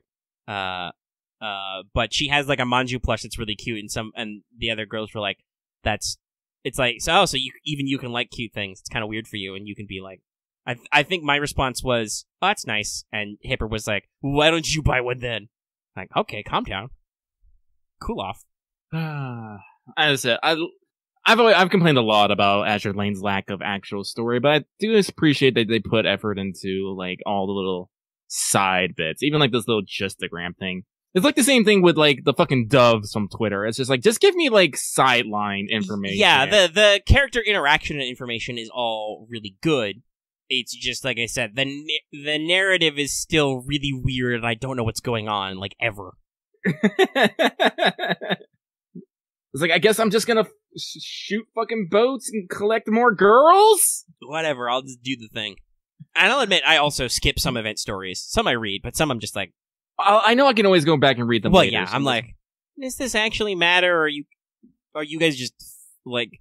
There are times when I'm like, okay, characterization's cool, but is anything gonna actually happen here, or are you guys just cute ships doing cute things? Like, if they're just being cute or whatever for the sake of it, I'll be like, okay, we can just skip this and I'll come back later, because I want to move on with my day as I'm unlocking things or whatever. God, I hope I can get an Akage before this is out. Because I need to start saving! Yes, you need to save. Oh, God. But yeah, so that's Azure Lane, it's doing stuff.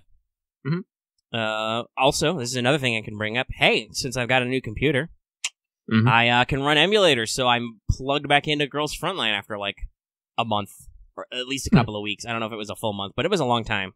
It was since I got my new phone. When was that? It's been at least 2 weeks, maybe 3. Which 3 weeks is really close to a month, honestly. Anyway, and hey, I've logged back in immediately as they're doing a new event, which I actually care about. Oh, what's the event? Continuum Turbulence. It's another story event. So far in Chapter 1, the maps aren't really bullshit, but there is a weird branching mechanic I haven't explored too much. Like, you can backtrack to start over and take alternate story routes, and I don't know if you need to do that or what. I'm just working my way up towards a boss. It's got the crate system again, but you only get crates from killing bosses, so I'm like, ooh, well, that's a little bit more work to do in. But I want to, because for 777 crates, you can get, I think it's an M82A2 girl, so a Barrett girl, and I'm like, fuck. Those guns are pretty cool, though. Oh, a Barrett. I like love Barretts. 50 cals, and I think one of the special drop girls is a Colt Python, so another revolver girl. I love the Barrett. God damn it! So, yes, I'm working on it. Also, well, yeah, I don't know for these bosses. I do know in later levels there's going to be enemies with, like, special shields and stuff. It's basically, hey, you can do HOC units now, so you better do them, because they're going to be important. Luckily, it's at least the one you get for free, so you don't have to do the gacha, but you do have to figure out that system and get your anti-tank gun. So I'm slowly leveling them. They are running a rate up on intelligence analysis, at least, which is cool. But I'm getting back into the swing of it, doing stuff, doing a little bit a day. Honestly, I think, well, obviously, it no doubt runs way better emulated on my PC than it ever did on any phone I've owned, at least playing Girls Frontline. Just because I've got 8 gigs of RAM in here. Like, assuming the emulator has access to all the stuff my computer can do, I'm sure it's way better than most phones. But I actually find that Girls Frontline is really easier to navigate and fuck around with when you can just use a cursor. I believe that. Like, it's just, when you're just doing tactical stuff, just drop a tab, drop over there. If I need to, like, check a guide for something, if there was a map weirdness where I'm like, how the fuck am I supposed to do this? What's the actual correct path here? Not that I've run into that, like I said. I can just open a new tab. I can double gacha drift, so I can grind FGO or whatever while I'm also shooting guns. So yeah, it's pretty great. They've added a bunch of neural mods, but I can't do them yet. But I'm working on it. I think it's all the core AR team girls now, because they did AR-15 and M4 already, and now it's M16 and SOP mod can do it, along with a couple of others. IDW has hers. I don't know if that actually does anything to fix her, but maybe she's worth something now. I haven't been leveling mine, so who knows? Fun fact, my IDW is actually level 100. Oh, hey, you could fucking start that mod action. There are more cafe stories, too, so you can actually, hang out with the girls with their mod stuff. IDW, kind of won me over a little bit in the Valhalla collab, so I was all like, okay, you're a dork. You're a dork. And I mean, like, they give her a little bit, they know about her mememiness. Like, they gave her one of the cool fantasy skins. Yeah, I actually got that. So as the dick-ass thief, of course. Of course. And like I said, now she's got a neural mod, so. But yeah, so I'm working on leveling up more units, because I've got 2 fully level 100 echelons, so. Like I said, I don't know if I'll still be able to do the tippy-toppest hardest content in Girls Frontline, because some of that is very meta-specific, and that's an unfortunate flaw with Girls Frontline, where it's like, it feels like the super-duper high-level stuff is either got to be completely random, or it's like, no, you need specific high-level meta bullshit units, and I'm like, I have not really been paying that close attention to Girls Frontline. I don't know what's good. It's like my Arknights problem. There's officially a tier generator for Arknights. Hold on, I was looking at my audio setups. Because I've got like Discord notifications. What are you doing? I don't know. No, it's Audacity's being a little bit weird. It looks like it's being laggy on the audio. I think all the sound waves look normal, so hopefully there's not any weird breakup from me.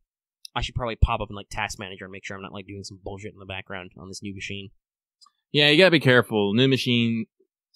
It came with Windows 10, right? Yes.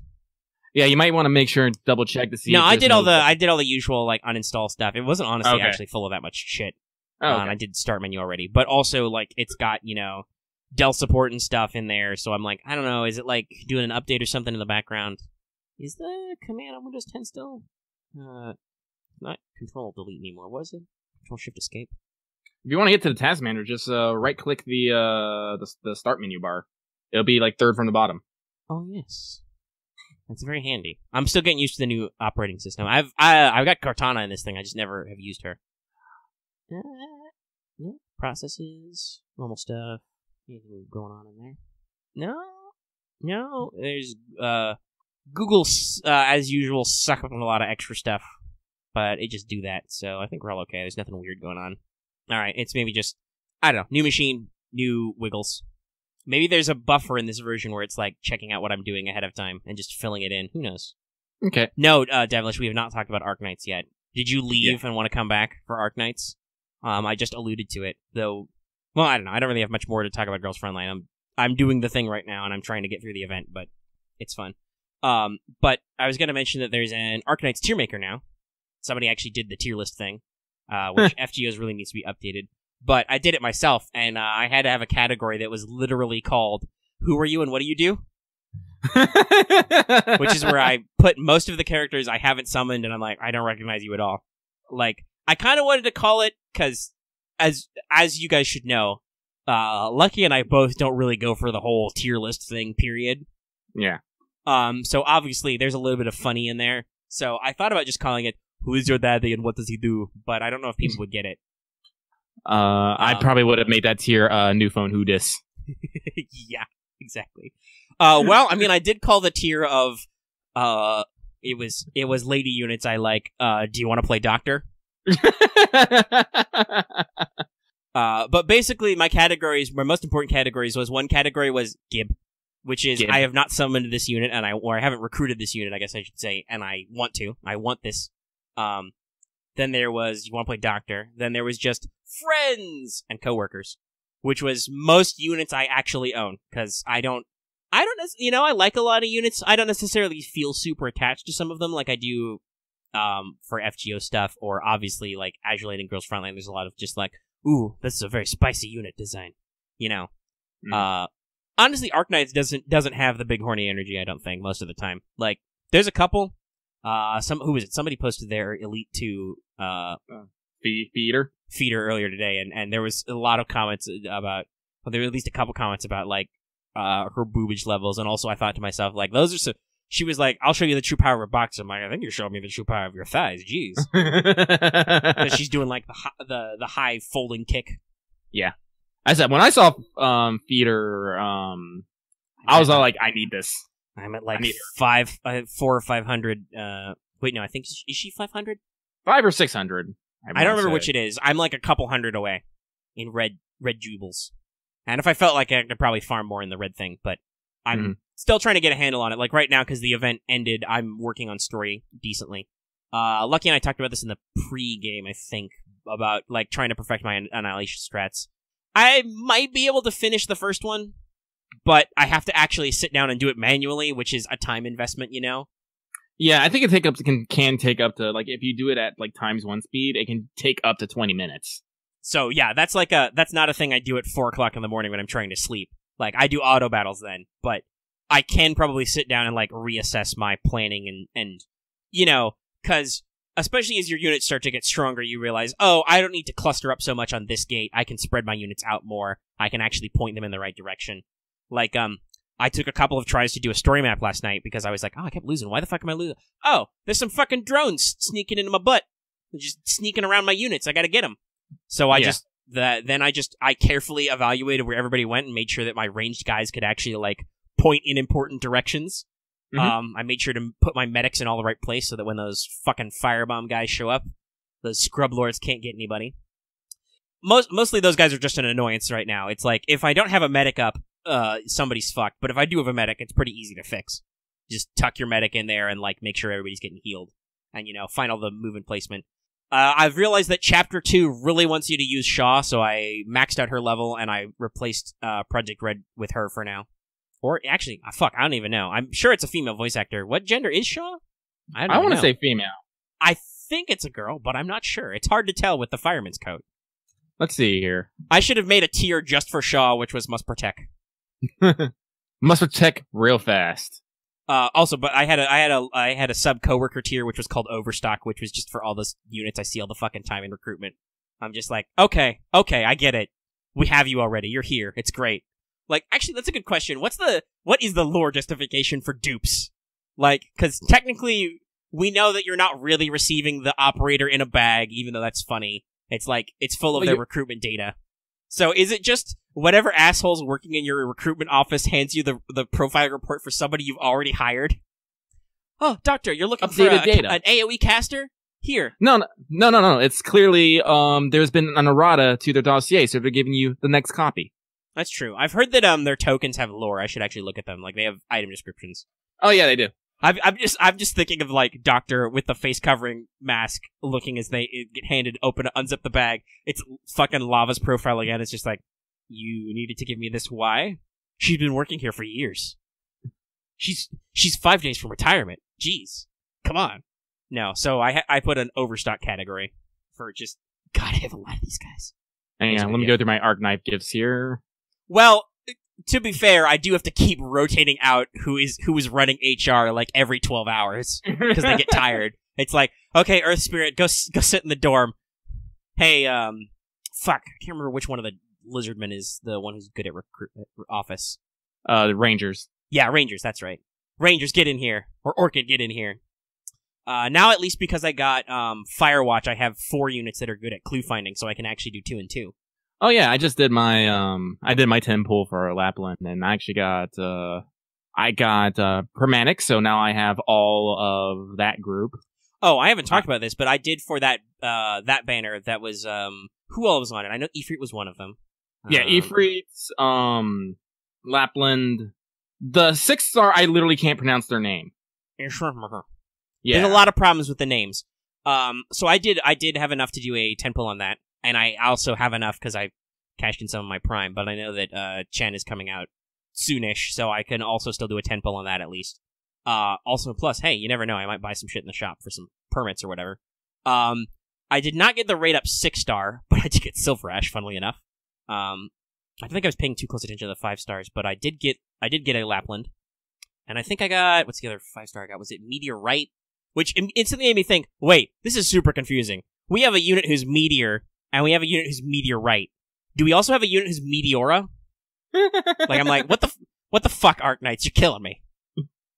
I heard so now I only need Permanics.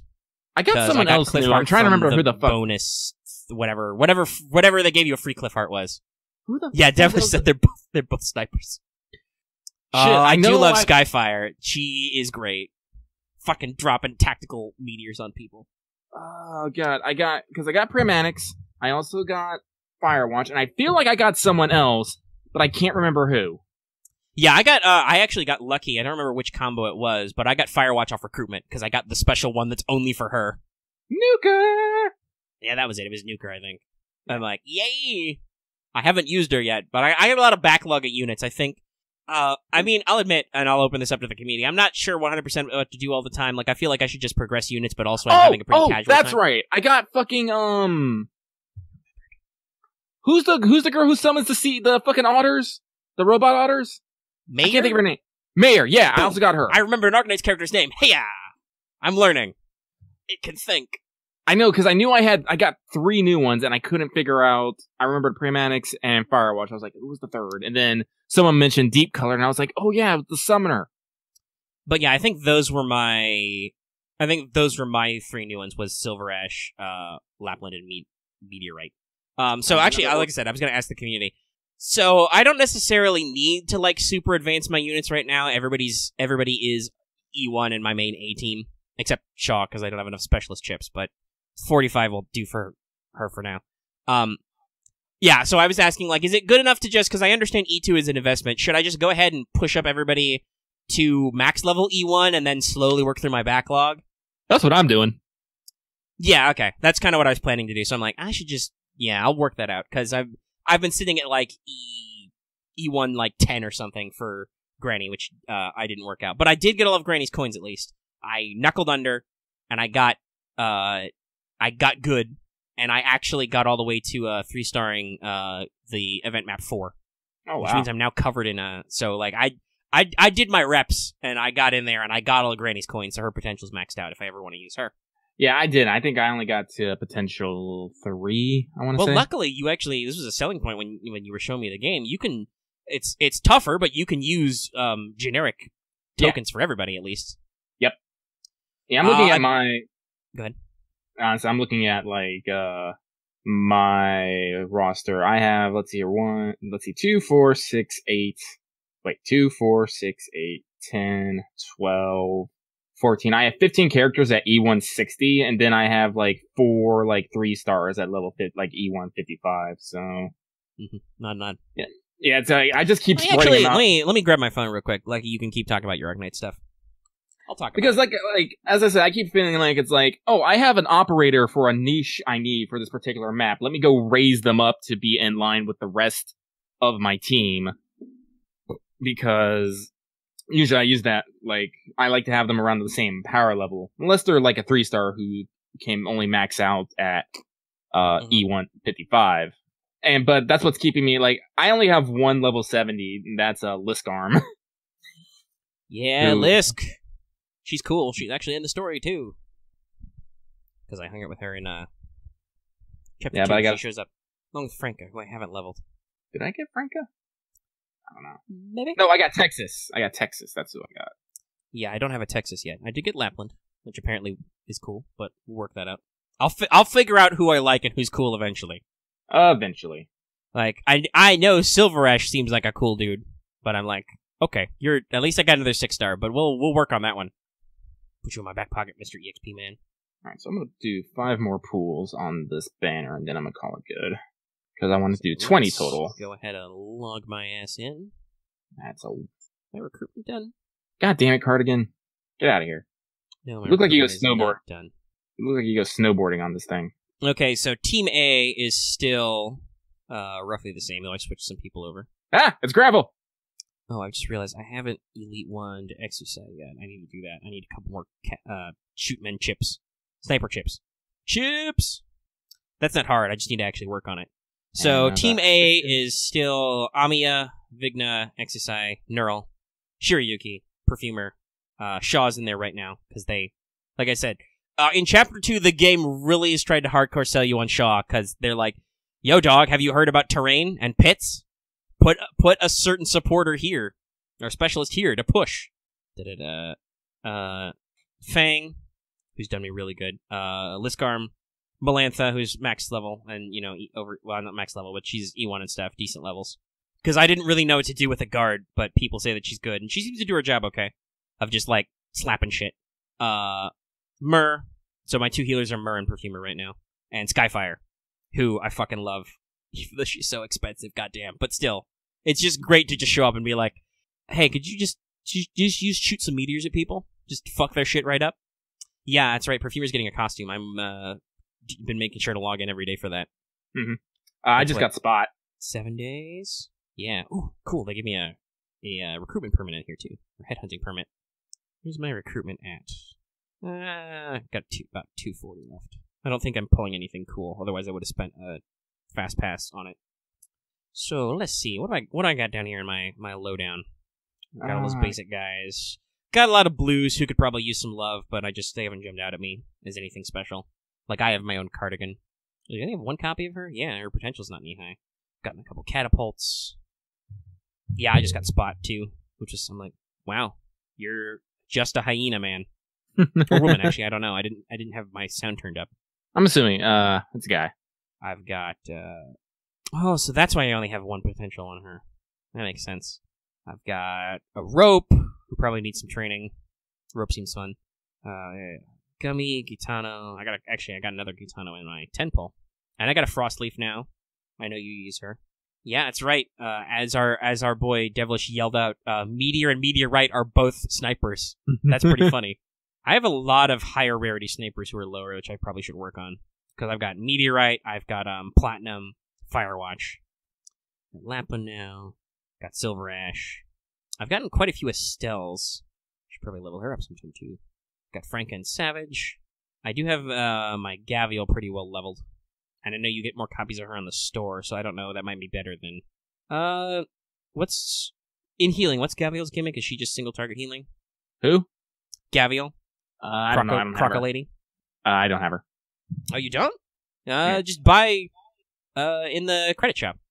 Oh, I mean, I don't have her. I've never used Oh, okay. Okay, interesting. Okay, so maybe once I get some more copies out of her in the credit shop, I might swap her in for somebody else. A 2-in-1. Okay, that's interesting. I might do that. Because I like both my healers, but also Gavial's a crocodile lady. That's cool. That's fucking sick. She's friends with Estelle. And I do have a couple of people who are pretty well leveled that I'm not using right now. Like, I don't use Doberman so much. I don't use Jessica right now, but I like her. Pat. I like Jessica. So she can go in there. I know there's some people who do not, but get wrecked. Get wrecked. Mm-hmm. I got Cliff at level 50, Cliffheart, but I don't use her right now because I'm like, that's kind of like a, the pull ability is like a very special thing you do, you know? It's like, it's just like Shaw. It's like, I don't want to use this every map, but it's good to have in your back pocket just in case. I could see Doberman because she has 4 stars at least, but isn't her gimmick that she helps low rarity? Isn't that Doberman's special thing? But I know that there are a couple of guards who have multi-hit zones. I'm not necessarily super attached to Doberman. She's okay in story, but she's a little bit of a hard ass. Jessica's just like, you're squishy. You're great. Head pats. Wow, Robin. You get side-eye for that. How funny, I've got both those units. Yeah, push is fun. Is there anybody else who pushes, or is it just Shaw for now? I know there's some units in other servers that are not yet. There's some other ones. Feeder that does push, that's right. Yeah. I'll get that one later. That's in category Gib. Gib goes. Yes, Cliff and Rope Pull. Double Pull, okay, skill 2. Okay, that's cool. That might be more useful. I'll get that somewhere. Yes, I have Matsumaru, which somebody... That's been... this unit, Matsumaru, has been a bone of contention even in our server. Because I know at least one person, I think it's Aleph and some others, actually really like using her and find her efficient. But apparently there are people on the internet who say she sucks, which has caused consternation. But I'm like, whatever, dude. I haven't ever used mine yet, but whatever. One day. I don't know, Axe. I think I've heard you say that you think that you've heard or you believe because people told you that first aid skills suck. I don't know about that. That's actually... Nerl has saved my butt a few times being the one who drops first aid in the back. I don't know. Ifrit is the one that sounds like fucking Mordred to me. I think he's talking about the physical pheniums. Oh, Lava. Actually, let me pull up some Ifrit fucking sound bits. Yeah, don't filter. But I can check who. Oh yeah, it's Earth Spirit, who I like a lot. Mm-hmm. Though I admit that it does seem like once you get out of the early game, I don't know what the fuck I'm doing. Slow does seem less useful. I'm sure there's a gimmick though for it. There's a gimmick for everything. That's what I am understanding about Arknights is like a lot of units are super specific and you'd only use them on like one type of map maybe or certain types of enemies. Oh yeah, my E1 Shiryuki's great. She's an MVP. Like I use Exercise for just shoot the fuck. Just if there's air units or just I want to just shoot some motherfuckers, Exercise is great for just raw damage. She is really good at that. But like Shiryuki is like goddamn. Like, that's when you need to just fuck some people's day up, all at once. But let me actually pop open the... No, that's costumes, that's not data. Matsumaru, give me your CV, Ariotsu. Do not recognize that name. Yeah, I do feel like I appreciate that you can invest all these time in specific units, but that's something like I'm coming to realize about this, like, yes, all units are viable. Some of them only get really, really good until you start investing a lot in them. Like, because I'm now that I'm actually doing a lot of E1s, damn, those talents, or especially those second skills, those are really good sometimes, and it's like, well, shit, because those are expensive. But it's you know what you call it. It's a labor of love type thing, right? Like if you really like somebody and you want to invest in their professional development, you got to get in there. Yeah. And I'll admit there are some units that I use because I like them, and then there's some I'm just like, I don't know if I like you, so you're not going to the front of the line. But that's just how life is. Lately, my two fucking favorite units are probably the robots, Castle and Lancet. Yeah, I still don't have Castle. I do have Lancet though. And I cry eternally that they're capped at like level 30. Rip. Like I don't know anything about Yonder Spot here, other than that they are a hyena. Yeah, that's a man's name. I'm sure they're cool. They seem neat. They're probably never gonna jump to the front of the list I'm gonna use, just because I'm like, I don't know you. I don't know. Maybe if I get lots of multiples, like theoretically, I could see investing some in Beagle and working on that because I've got her at max potential. Obviously, because every fucking time you do a defender, and if it's not something special, it's gonna be Beagle. It's like, you could also get Noir Corn. Well, you could, but I always set it to minimum the whatever hours so I don't get the low stars. I probably should stop doing that and maybe mix in some starters just to get some extra copies. You don't need starter for that, Axe. You can literally just tap 1 hour. I mean, you do, but starter helps because that makes sure you don't accidentally get a higher rarity. Yeah. No, I don't think so. Isn't that Gummy's thing? Having frying pan? Yeah. Yeah, starter is definitely the one. I could see that. If I was gonna, I would definitely use starter because I feel like I see it like at least once a day. Yeah, I think all my 2 stars are potential 5 unless I think it's just Noir who isn't actually. I don't know. I'm still trying to. That's the thing. I'm trying to hunt for higher rarity units and like more special stuff I don't have. So that's what I'm always after. Is like I want something new. Like maybe if I could ever actually. I don't know if that's feasible, but if I could at least complete the list of most common people, I should do that. I suppose now that I'm thinking about it, I should, if I get starter on my last set of recruitment and I don't have any refreshes, I should just use it to get them all out of the way. Yeah, that's what I do. But otherwise it's like, well, fuck, I'm hunting for special tags. Like, I want to see Robot pop up, or I want to see, God forbid, Top Operator. Well, see, that's the thing. That's the thing. I just literally, I don't even select any tags. I just pick it for an hour, and then I can just come back in an hour and I set a tags. I suppose that is a quick way if you don't have anything fun. Yeah. I don't know. Maybe it's just me trying to... I'm putting too much faith in the fact that I could, because it's given me good stuff a couple of times where it didn't have to. I've gotten like a higher rarity on nothing. Like no technically special tags. No, dry land does exist, Devilish. It's really fucking hard to find. I've seen it one time, and that's how I got my second copy of Exercise. Not that I'm mad, but I'm a little mad. In about 30 minutes, we're gonna get that FGO stream. Well, the variety talk anyway, I think. That is tonight. Let's see, what's our mission clock? We're under 2.5, just under 2.5 hours. Yeah, I'll be fair. I've never seen it. I might assemble the Uno crew. I'll have to see how I feel. I have been a little sleepy. Ah, that's loud. That is loud. What am I doing? I opened up Arknights to look at my stuff. I'm gonna go to my base. Yeah, I don't think I've ever seen. Definitely never seen Senior myself, and I have never seen anybody talk about having Senior. I think I got Senior once. I don't remember who I got off of it though, because I have a lot of 5 stars. Yeah, and if people don't know, because you might not, you might be like me, you might be an ignorant savage. Top Operator is the only tag that can let you get 6 stars off recruitment. Otherwise, you have to headhunt. Senior Operator is the one just below that. It tends to, if you get it and whatever your other tags are, you can guarantee. I think it's at least 5.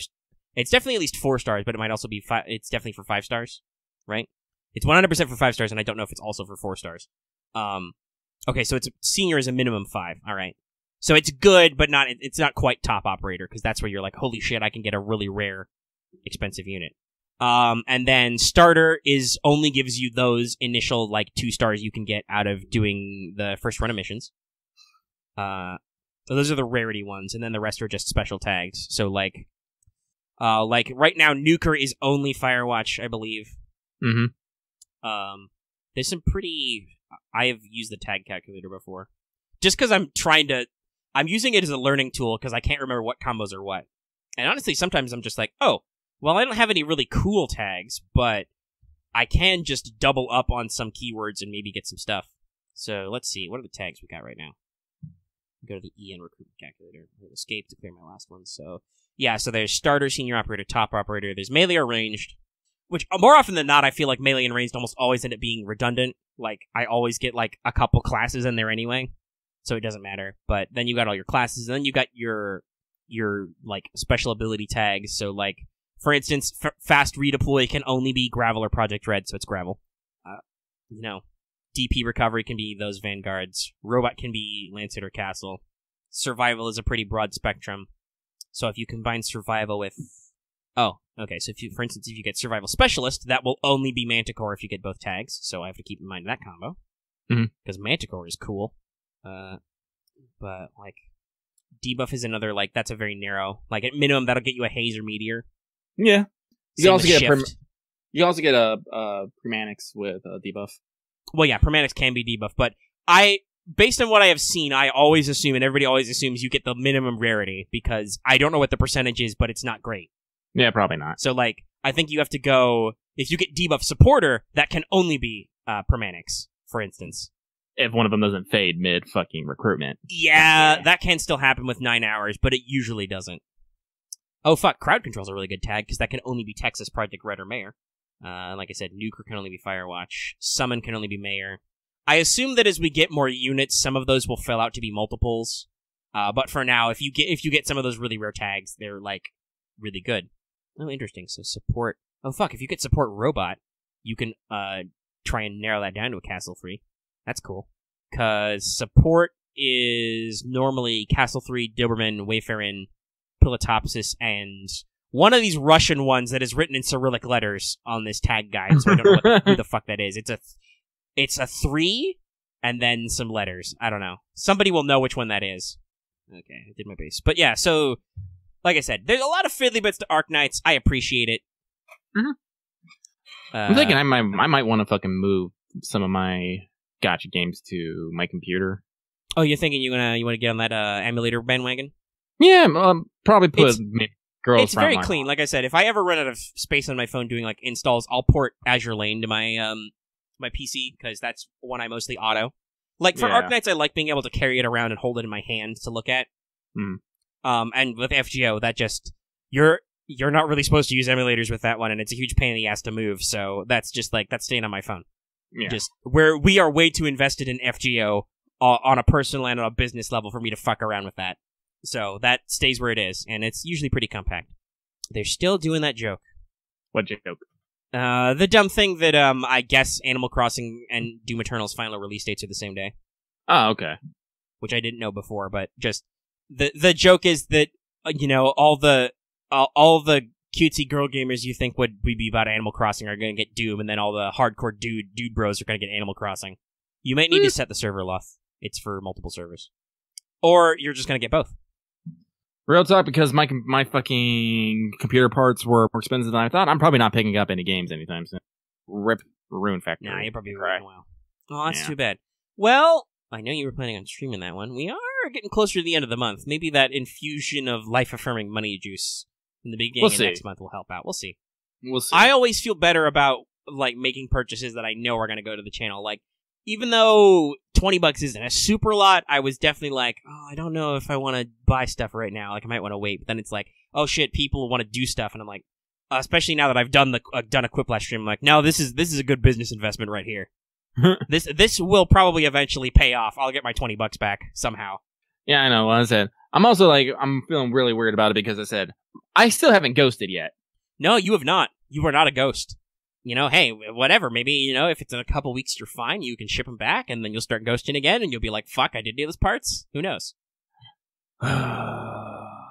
Life's a bitch, and then you die. Like, honestly, Rogue Robin, I do feel like that. Because literally, like, I said I was going to order the parts yesterday. I did the order. And because Tuesday through Thursday, I was in my massive funk, so I wasn't even on my computer at all. He was in the lucky sleep. It's like I was in the lucky sleep. Mm-hmm. So I didn't even get on my computer at all at the time. And I'm pretty sure it did crash during that point, but I was just like, whatever. So, Axe is infected with my Oroses. It's just gonna give him the lowest rarity. No, I feel that. That is the sad shame about recruitment. Yeah. I don't know. I gotta give it. I do have to give it some time. Because this. Is my Fang max potential? I feel like the game doesn't give me enough extra Fangs. She's only a 3-star, and I like her. Really? She got a costume, but usually I get vanilla. Interesting. I don't know. Is there a specific combo tag that would give me more luck on that? I should look at that. Well, you could always just look on what your Plume has for tags. I mean, not Plume, like Fang. Fang. Yeah. No, Plume's a different one. I've also gotten a few ahead of that. So no, sorry. It was what Axe had just said about getting Plume. Yeah. I was like, words. Yeah, Fang. Okay, so Fang is melee DP recovery Vanguard. Is that you use BlueStacks, right? Yes, I use BlueStacks. It works on Windows 10 did not like Nox, but BlueStacks runs fine. All right, I'll just do that. Yeah, so Fang and Vanilla have the exact same tag set. That's really weird because I don't think I've hardly seen a Fang, but I have a max potential Vanilla. Oh well. Yeah, if I could put Girls Frontline on my computer, I probably can. I can multi-gold. You can definitely multi-drift at least, yeah. Yeah. I'll take it off my phone. Well, yeah, looking at the tag calculator, Fang's tags are literally melee DP recovery Vanguard. So if I did Vanguard melee DP recovery, yeah, that's just one of the problem is that that's also Fang, Vanilla, and Plume are all in there, and they're all the same rarity. So it's like, well, will you give me what I want? Who knows? What you really, really want. Well, actually, what do I really... No, I know what I really, really want. I really, really want Siege, but we'll see. Gonna need that fat vibrator. My most of my rules are basically like, one, if a girl has horns, I want it. That is on point. It's just simple. I want Hoshiguma, too. Yeah. She is big Oni energy. And then there's just there are a lot of units I actually like. Like, I just like Knurl. Yeah. I was like, Knurl is my big fluff energy, and let's see here. Knurl's my base, not my base. She's my assistant right now. Yeah, same for me. She greets me every morning when I pop in. Man, I really need to start working on Knurl, and who else do I need to work on? Oh, Feeder. Yeah, Knurl and Feeder. Because here's the thing, I have Hoshi, like, usually you don't need more than 2 defenders for any given map. Like, at max, so, and I already have Liskarm and Hoshiguma, like, at E160, so I'm just all like, technically, I really don't need a Knurl right now. But you want to. That's how I feel kind of like right now, because hey, guess what? My 2 defenders are Knurl and Liskarm. Because, let's be real, Lisk is great, just because she's got a fucking gun. Like, that's one, the fact that she attacks multiple tiles, but also those could be ranged attacks. That's just great. This is just a great power. Mm-hmm. And then her second level skill can be attack nuke, but it's got a stun, so you gotta be careful. I should probably just switch back to her first skill. I almost never use her second skill. Her first skill is just like a temp invul, I think. I'm trying to think of who else I want to actually put a lot. Oh, Earth Spirit. That's another one. That's yeah, because also Alyuki noises. Man, I'm sad we can't talk about Babylonia right now. God damn. Well, I haven't watched it, so we couldn't anyway.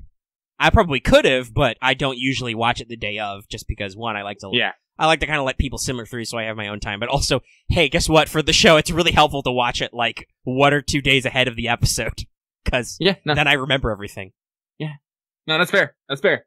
But also, we're way too late to do it now, because we're at over 2.5 hours, but also I just realized we forgot to talk about the Anime Awards. Because you were going to do research.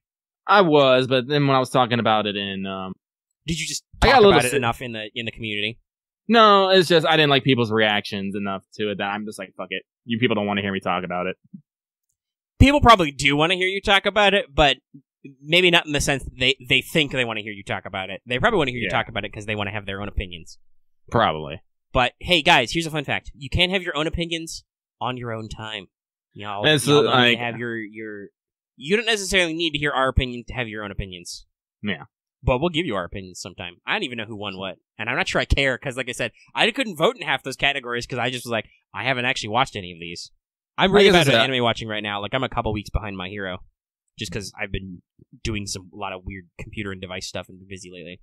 Like, as I said, like for me, award shows, it's not for me, like, when I watch them, it's not me like, oh yes, I was right or I was wrong. It's like, I want to see how much my personal opinion aligns up with the majority. Mm-hmm. Right, like you want to see what other people think. Because let's be real. There's a lot of people out there. Sometimes it's hard to get all their opinions. Yeah. So seeing an award show, especially one like the Crunchyroll Anime Awards, where the voting block on the final winners is done to the public, like that really lets you get an opinion on things. Yeah, and then people afterward are like, blah blah blah was robbed, and I'm like, well, yeah, that's actually the exact conversation that made me like, I'm not even going to talk about this. Because, like, I mean, on the one hand, I get the mentality. We yelled many things about, what was that 2 years ago when I think it was Mage's Bride didn't win music, and I was like, "Fuck you! Your opinions are trash. Die." Well, that's why I had to start out was to ask the guy if he was serious or joking, because when you say it, I'm pretty sure you weren't like, you're like, no, I'm not being literal. I do think it's a travesty, but I know that's my personal opinion. Yeah. So that's why I have to be like, it's like, are people serious about like this stuff? And people are like, yeah. Because hey, guess what? Much like democracy, and not that I want to talk about the election or anything at any point ever, just because that's just a huge clusterfuck in our country. Oh boy, yeah, it is. But hey, democracy is happening right now, and guess what? Your results might be confusing and might be a little alarming at points, just because this is how mass voting works. It's the same with the Crunchyroll Anime Awards. Nobody was robbed. Just the people who believed that answer got out and they got the vote. So you need to, if some show didn't win Anime of the Year or whatever, or Best Fight Scene or whatever, that means that it wasn't in the collective consciousness enough. So, I don't know. I mean, it is kind of annoying. We've talked about how, like, it is a little annoying or off-putting sometimes when some people are so into a show that they're knocking on the doors and they gotta be like, you gotta watch Attack on Titan. I'm like, do I have to, though? Do I really? Like, and I'll admit, part of that's just it's funny, we've talked about this, how, like, you think of yourself as kind of an evil person, and I really am not, I don't think, because, well, I've definitely have some very cynical thoughts as an intelligent person. I've always been very cynical, at least since I was probably in my early teens.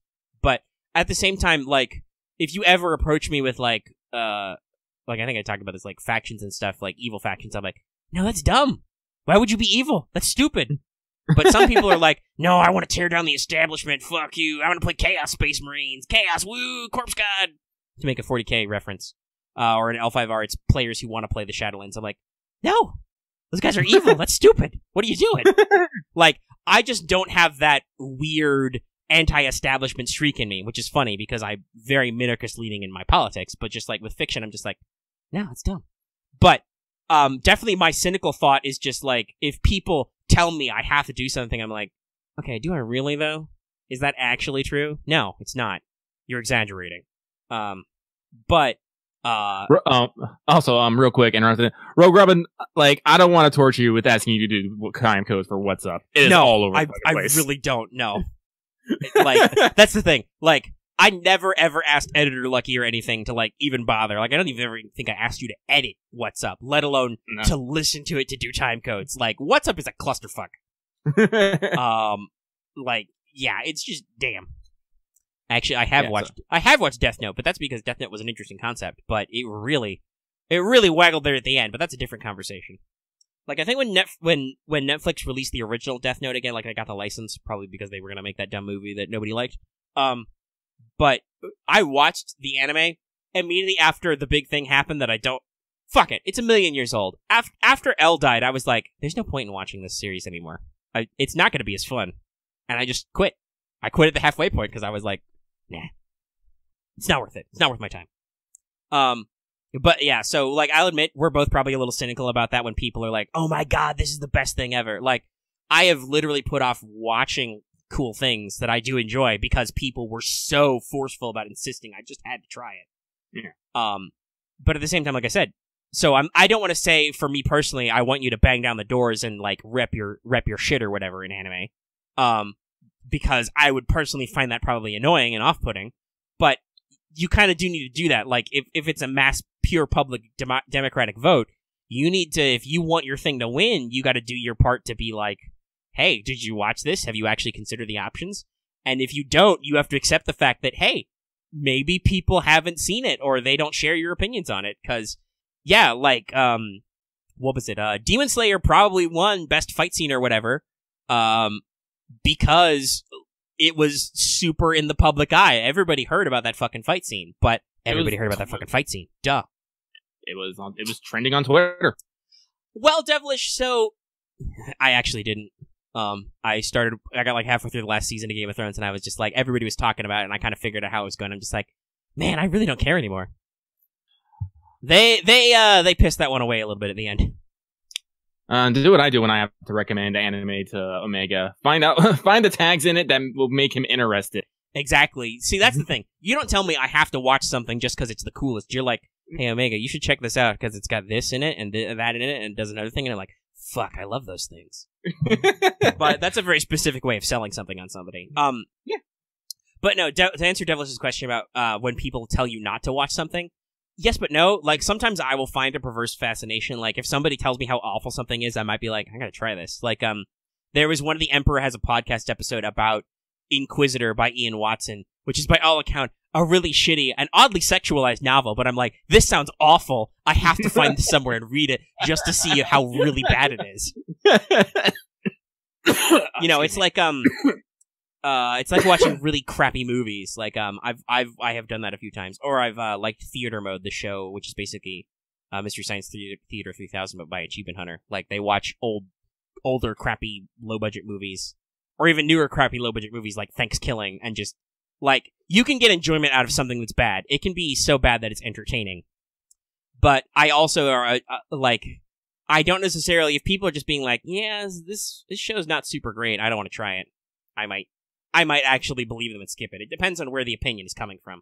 I like how we're talking about the Anime Awards without actually talking about the Anime Awards. No, and we won't. I'm not even gonna look them up. Like I said, I don't even know if I care, because I couldn't vote in those categories. But like, if Lucky told me something, nah, you don't need to watch that, I would probably believe him.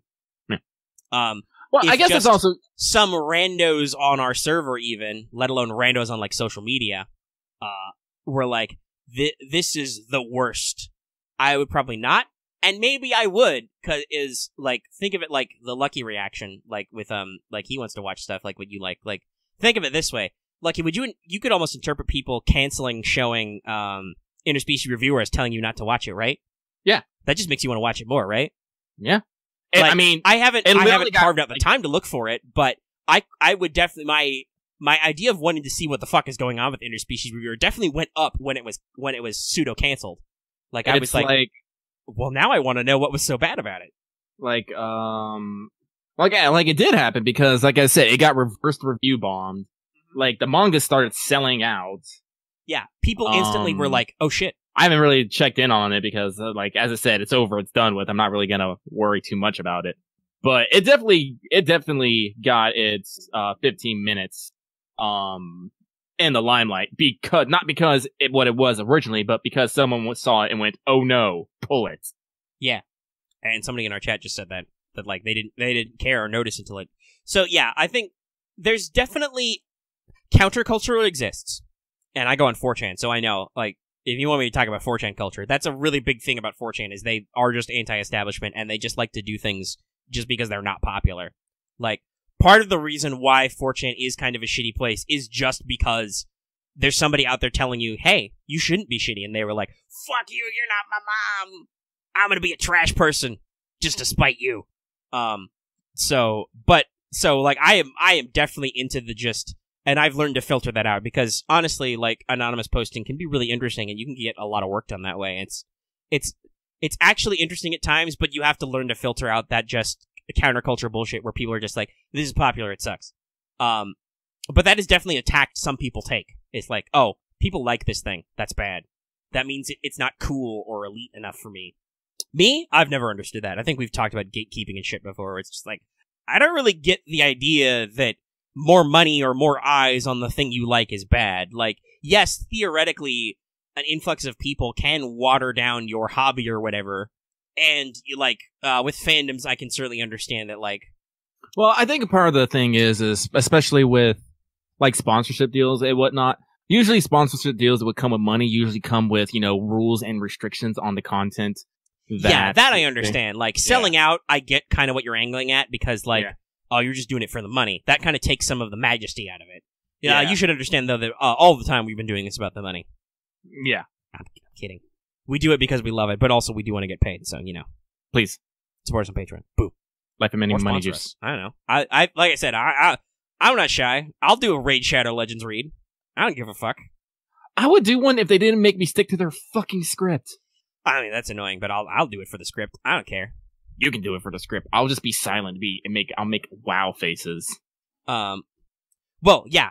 That is the internal fandom, but some of that is definitely the penetration, but also some of that is market based. Like some of that is just because it got out there. But also, hey, here's the thing, Robin.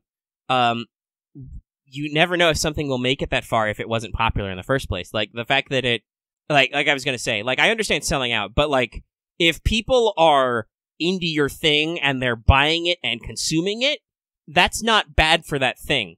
Now, admittedly, you can hit a kind of toxic overload, but also small fandoms can get toxic too. Like that's just people can be toxic. It doesn't matter whether they're big or small groups. That can happen. I can kind of understand, like I said, the watering down effect, but that doesn't happen very often. Like most of the shit people project is mostly just that, projections. It's an illusion. Like if you're all concerned about the SJWs interfering with your stuff and oh no, there's a weird gender switching elf god in my D&Ds. Because yes, there are people who complain about that about 5th ed. Is there actually a gender switching elf god? Yeah, the high god of the elves can appear as either gender or a mix of the two. I don't remember their name. Baller. But I'm also pretty sure that was previously established, because elves are weird and fey. So it's like, whatever, dude. Like, I don't actually care. I don't. Like, that's a thing where, the current edition of L5R established that, while a little anachronistic, they're like, yeah, whatever, gay marriage can happen. Adoption is a thing, you can fix that. It's still political, but like, we're not gonna get into the real life politics of possibly oppressing minorities, basically. Like, that's not what the game is about. They're also about gender equality. Like, there's no mention at all about whether, a male samurai and a female samurai are no different. And actually, one of the pre-gens for the beginner game is gender ambiguous. They are only referred to as they, and they wear a mask. So it's just, they are non-binary, I guess would be the best term. And that bothers some people. Me, I'm just like, I don't fucking care. It doesn't actually affect the story. If you want to be more inclusive, it's not a problem. It's just interesting. And, like, it doesn't hurt anything because, guess what? Like I said, I'm actually familiar with, no, Axe, it's literally just the Scorpion is non-binary. They have a twin and they switch with their twins, so nobody knows whose gender is what. That's pretty cool. Honestly, the twin switch thing is just very Scorpion. Who the fuck am I talking to? Which one are you? I'm Charlene. I'm Charlene. But no, I'm just like, no, I know from Japanese adjacent pop culture, adoption really is a huge deal and perfectly legitimate. So, I don't care. Also, it's not like it's off-brand. And like, don't kid anybody. Like, I definitely know in Sengoku era, fucking Japan, there was some big gay energy. No, like Japan has these firmly established genres of yaoi and yuri because they have that weird cultural prospect. Yeah. On the one hand, yeah, okay, some of those are very specific, but also those are very big genres in Japanese pop culture. It's not that weird. Yeah. So if you want to be big bara samurai, whatever, do it. Or if you wanna do the path of the lily, sure, go for that too. I don't care. You're still probably gonna be in an arranged marriage either way. It's just, what's your preference? I don't care. I shall be a small Shota samurai. You could literally be in ages that for certain content would be unacceptable, but would be perfectly Japanese. Excellent. I'm a 15-year-old protagonist. I can cut a mountain in half. This is completely normal, as I understand it from anime. This is okay. I'm a freshman in high school, and I punched God in the face. Okay. Actually, fuck. I'm just thinking about, like, how old was Naruto when Naruto ended? He had to be, like, only 15 or 16. There were a couple time skips. Yeah, 15, exactly. But it started when he was, like, 12, so I'm like, shit, dude. I'm just thinking about that. I became Ninja Wizard Jesus at age 15. Accurate. Well, that's another thing. L5R has always used hair dyes. Like, the Crane, because of an ancestral thing, traditionally dye their hair white in certain families. And others. Also, there's magic and stuff, so, like, sometimes you can get, like, because the Akodo family are descended from a guy who fell from heaven, and founded the Lion Clan. Sometimes they just have red hair, even though they're vaguely Asian. Like, magic. Yeah, by, like, the super end, he was 17, but anyway. We're coming up on 3 hours, though. Some of that'll be edited. But yeah, so it's like I said, I don't actually... It's weird that maybe it's my weebishness and some people will be like, get over hobby weebs, but at the same time, it's East Asian fantasy. Why? I don't get it. But, like, to me, a lot of that stuff, I'm just like, why care? It's not really infiltrating. It's really just people are just being people, you know? Like, a lot of those people already had those political views, but maybe they couldn't work it in. Like, I'll say, there are definitely some shoehorns and some panders, and I don't like that, like, when it's obvious, but also some of that stuff you think that's a pander is not really. That's just a character. Is it a big deal or not? That's just my personal approach. Like, fuck, when I wrote Mages of War, I took a time period that is super restrictive and shit, you know, Victorian era Europe, and I'm just like, yeah, if you're a mage, I don't fucking care. You shoot fireballs, I'm not going to pick apart how the social order would be different. I'm just going to accept that, like, you can be fairly modern in your attitudes as a mage because it's really hard to be socially controlling when you can shoot fire from your eyes and shit. Well, actually, we actually got into a small argument about that, about how real world events may have been changed because when you just have people who can throw fucking a magic around, you just literally can't go up and steamroll around. Yeah, like I've tried to talk about, like, you know, colonialism because there are colonies and been like, okay, like, it's a touchy subject, but here's the thing you always got to remember. Dudes have fireballs, okay? Like, and mages don't really like to shoot other mages. Like, that's because you're effectively a minority. You really don't like to pick on the guys who should be on your side. Now, remember that conflict is a great unifier, so there will be times when it works out that way, but a lot of times it's just like, oh, these guys are just minding their own business. We're not gonna, like, horribly oppress them with fireballs just so you can steal their gold or whatever. We can just make gold, nerds. Though I'm sure that has some economic depreciating effects. So once again, mages are probably like, dude, don't make shitloads of gold. That's bad for the economy. It's gonna fuck everybody up. Yeah. Just find gold in the ground instead. Which you have actually attempted to do. Oh no, we made it rain diamonds, and we were like, we can't actually take all of this back. Yes, that would be bad. We're gonna fuck up the diamond market. Let's bury them in a hole for later. Yeah. When the war is over, we'll come back here and retire. And then, actually, fuck, I should do that. Once I finish the rules for Mages 2020, I should do a treasure hunt game looking for Wolfgang's lost treasure. So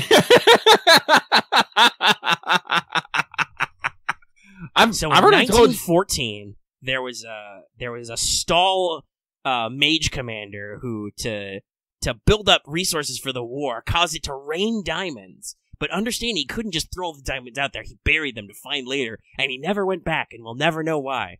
Meanwhile, Wolfgang, you know, is actually alive in 2020. You're just sipping coffee, and you're like, fuck, I did forget about my diamonds.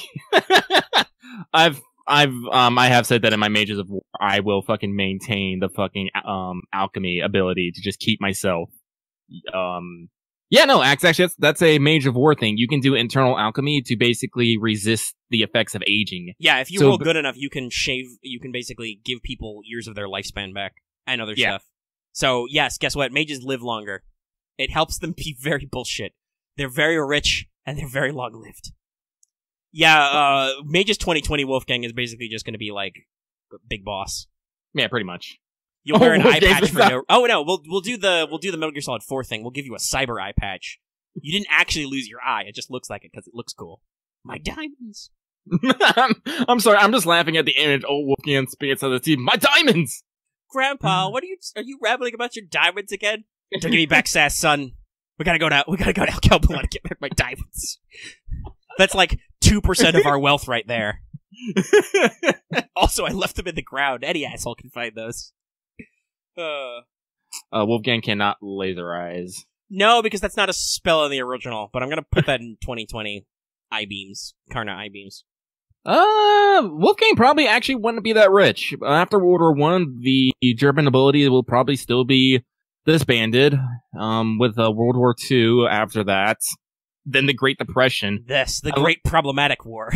Yeah, the as a stall nobleman, he'll probably have all his assets seized and whatnot. Yeah, now obviously you're a metal mage, so you could probably fix that. Honestly, my running theory, until we actually like complete the campaign, is probably like that you're literally going to be in a woods basically until this war is over, and they're going to be like, hey, Wolfgang, you can stop now. We signed a treaty. We lost. Sorry. Yeah. And you'll be like, yeah, I think. fuck. Well, actually, as I said, Wolfgang's plan is to basically force a stalemate. Yeah, you just want to dig in and be like, okay, we're going to just stall the front and we're going to stop this shit. Yeah. And we'll just hide out down here until it's over. Mm-hmm. As I said, like, honestly, I would love to have a World War II Mages of War with Wolfgang. I would even take a depowering for some reason. Just to maintain I mean, the it's levels. a yes and no, and I've thought about, since we're coming up on 3 hours, it's way too long to get in this, but I've thought about how I should handle the Second World War problem in Mages. Mm-hmm. It'll be a little bit of a cop-out, but there will probably be Demon Hitler. That might... But we're gonna have it just works. Well, like, it works because Hitler did have a normal fascination with the supernatural. But yeah, it's basically gonna be like, we're gonna actually play up because the enemy is kind of a huge deal, but at least in the first one, everybody's like, no, these things aren't real, it's done. Honestly, if the things go the way I want to, Wolfgang probably won't actually be on the Axis side in World War II. He probably won't be on the Ally side either, but we'll see. No, he'll still be lost at Alkebulan. Maybe. But basically there would probably be kind of a purge and a reorganization install where all the old school, old blood mages are pushed out one way or another, along with, basically all kinds of religious officials. Because organized religion is heavily mage-leaning in Mages of War. Because, again, it's another one of those things, like, if your magic stick man can do actual magic stick stuff, why isn't he the priest? Well, he is. But that would kind of be the effect of, like, and then at the end, it's like, oh, fuck, dude, demons are real. And that's why there's a Cold War, because that's basically the Soviets, the Mage Soviets and the Mage Americans going, no, you are the demons. I'm not the demons, you're the demons. Until that eventually gets sorted out sometime. And then eventually the elves wake up, because I decided to steal Shadowrun. Well, and also I was like, it's really weird.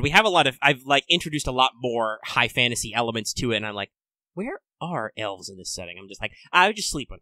Like, in the way back of the past, the demons and shit, the enemy, they fucked up the world ley lines and shit, so elves had to like take a nap because they literally run on ether. Like, that's part of their life cycle is actually having ambient ether. And, well, once you get enough mages back up and you start, literally building a power network of ether, then they're like, oh shit, we can wake up, we can come out. Which is why there would be folklore, though, of, like, fairy rings, and, no, that'd probably be in the 80s. I'm not kidding, because there's Dark Elves, too, so there's a Dark Elf War. No, there'd probably be regular Mage Vietnam, because that's the 60s and 70s. The Cold War era mages is another supplement I want to write someday, just because that's also going to be, like, a huge clusterfuck of, like... I think that'd be really good to flex your spy muscles in espionage. Yeah, there'd be a lot of political bullshit, a lot of Black Ops bullshit, but also it's, like, the first era where you can get you start to get modern guns, like assault rifles and stuff, so it's not quite as crazy as 2020 is, because Mages 2020 is, even though it's our modern day right now, it's basically cyberpunky, because it's technological advancement will continue to speed up, I assume, as mages go on. Mm-hmm.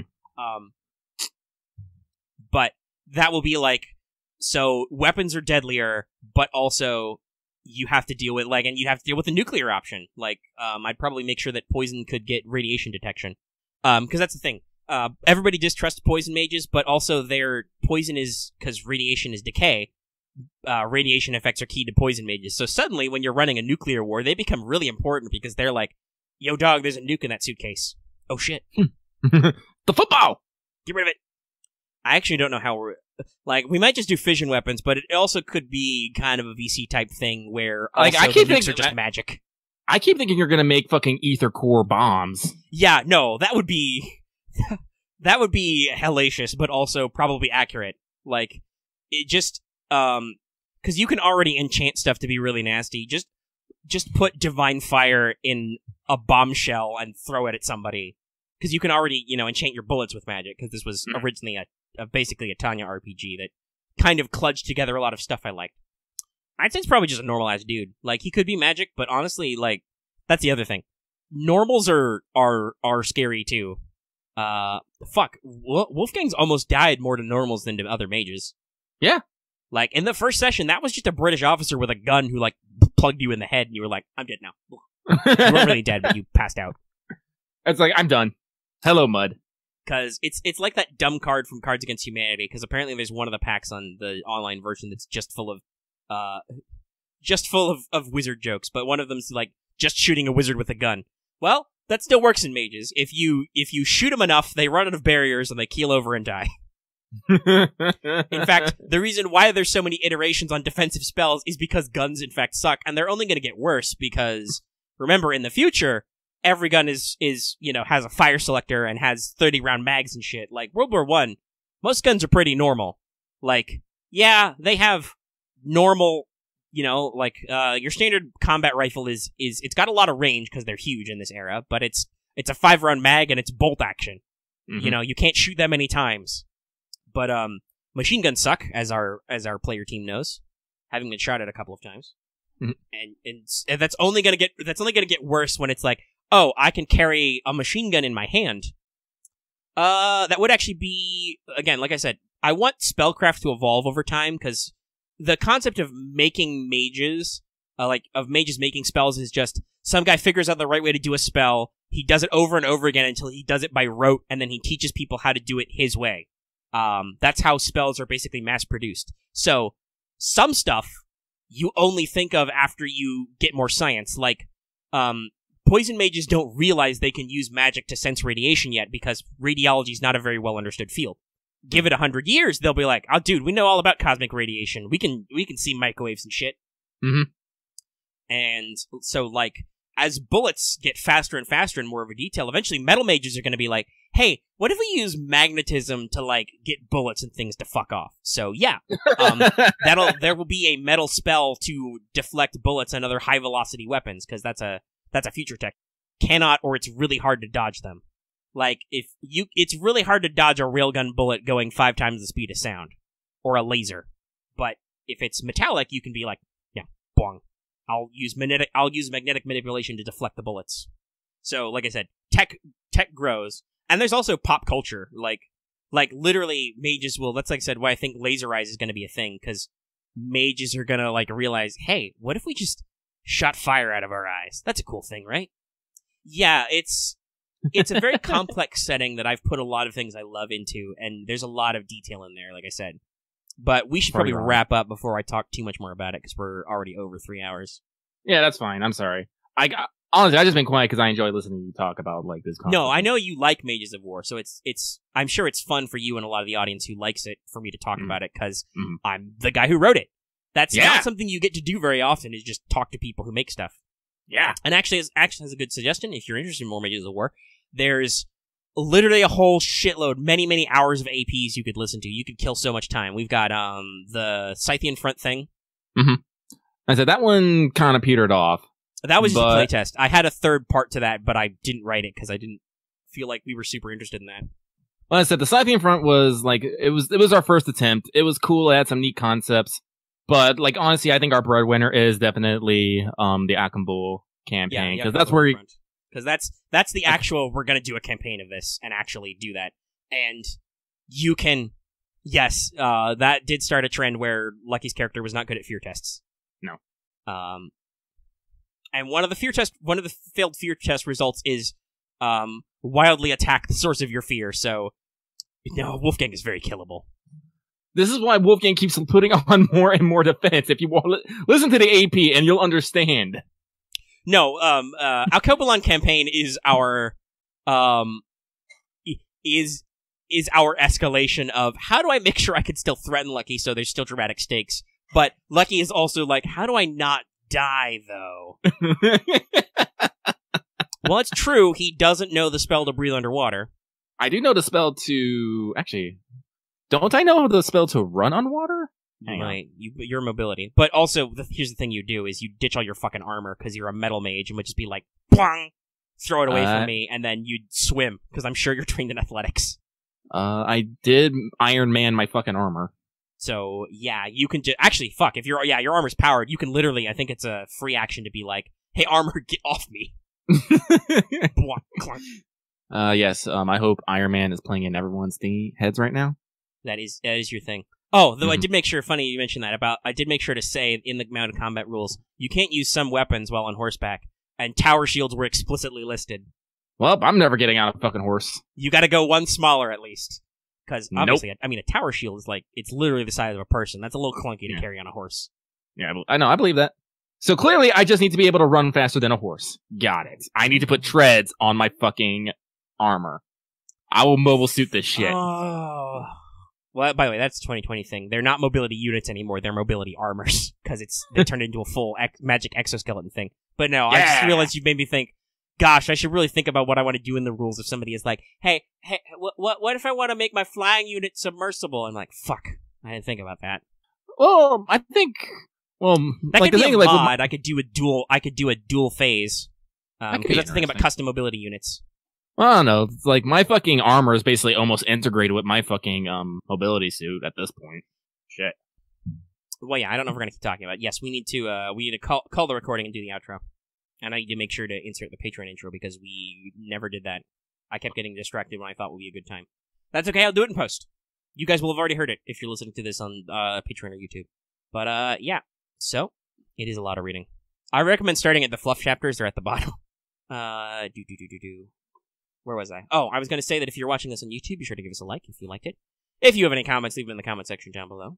Or you can join our Discord. That link is in the description. We're on our channel page as always. And that's a good way if you want to get in our various hashtag squad goals and stuff, and do discussions and things that we talked about. And just generally join a nice, helpful, supportive community, except maybe a couple people, I don't know. Honestly, even the people who sometimes I don't always like how they act to others, most of them are usually trying to be supportive in their own way. Like I said, I don't think we have any genuinely bad people. No, we don't really have any bad seeds right now, but we do have some people who are maybe not the greatest at the social, but it's also internet text, so you gotta give some people a little bit of a pass. But our community is still great, that's why you should join. And of course, if you haven't already, please subscribe to our channel to always get our latest videos, actual plays, podcast episodes, streams, and also make sure to ring that bell for notifications so you always know when we post a new video or when we stream. You can get in there right away. Like, I'm sure some of those people watching that Quiplash stream were Notification Squad. And, of course, like it says at the front of the show, and it definitely will by the time you've heard this, try to consider supporting us on Patreon. For as little as $1 a month, you can get all our podcasts in downloadable format early, right away, as soon as they're done editing, which is now very, very fast. It's a very fast turnaround time. And, of course, you can get at different levels. You can get videos early. You can access to polls, listen to the show live, all kinds of other stuff. And it really supports us. It really helps us out and keeps us on the up and up with our tech and stuff. Like, literally, you guys bought my new computer. That was a couple months of Patreon money went to this thing. And I'm using it to make episodes faster. Hey, thumbs up. Thumbs up. Though I do need to, and I think I want to make sure to buy a fresh copy of Minecraft and put on this thing. I haven't played Minecraft forever. Get some mods. Sugar. Anyway, I play Minecraft with you.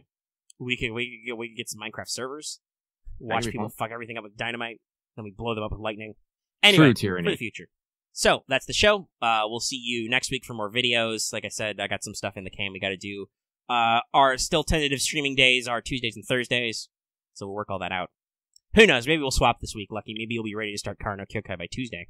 We'll see. We'll see what happens. But we're still working on the streaming stuff.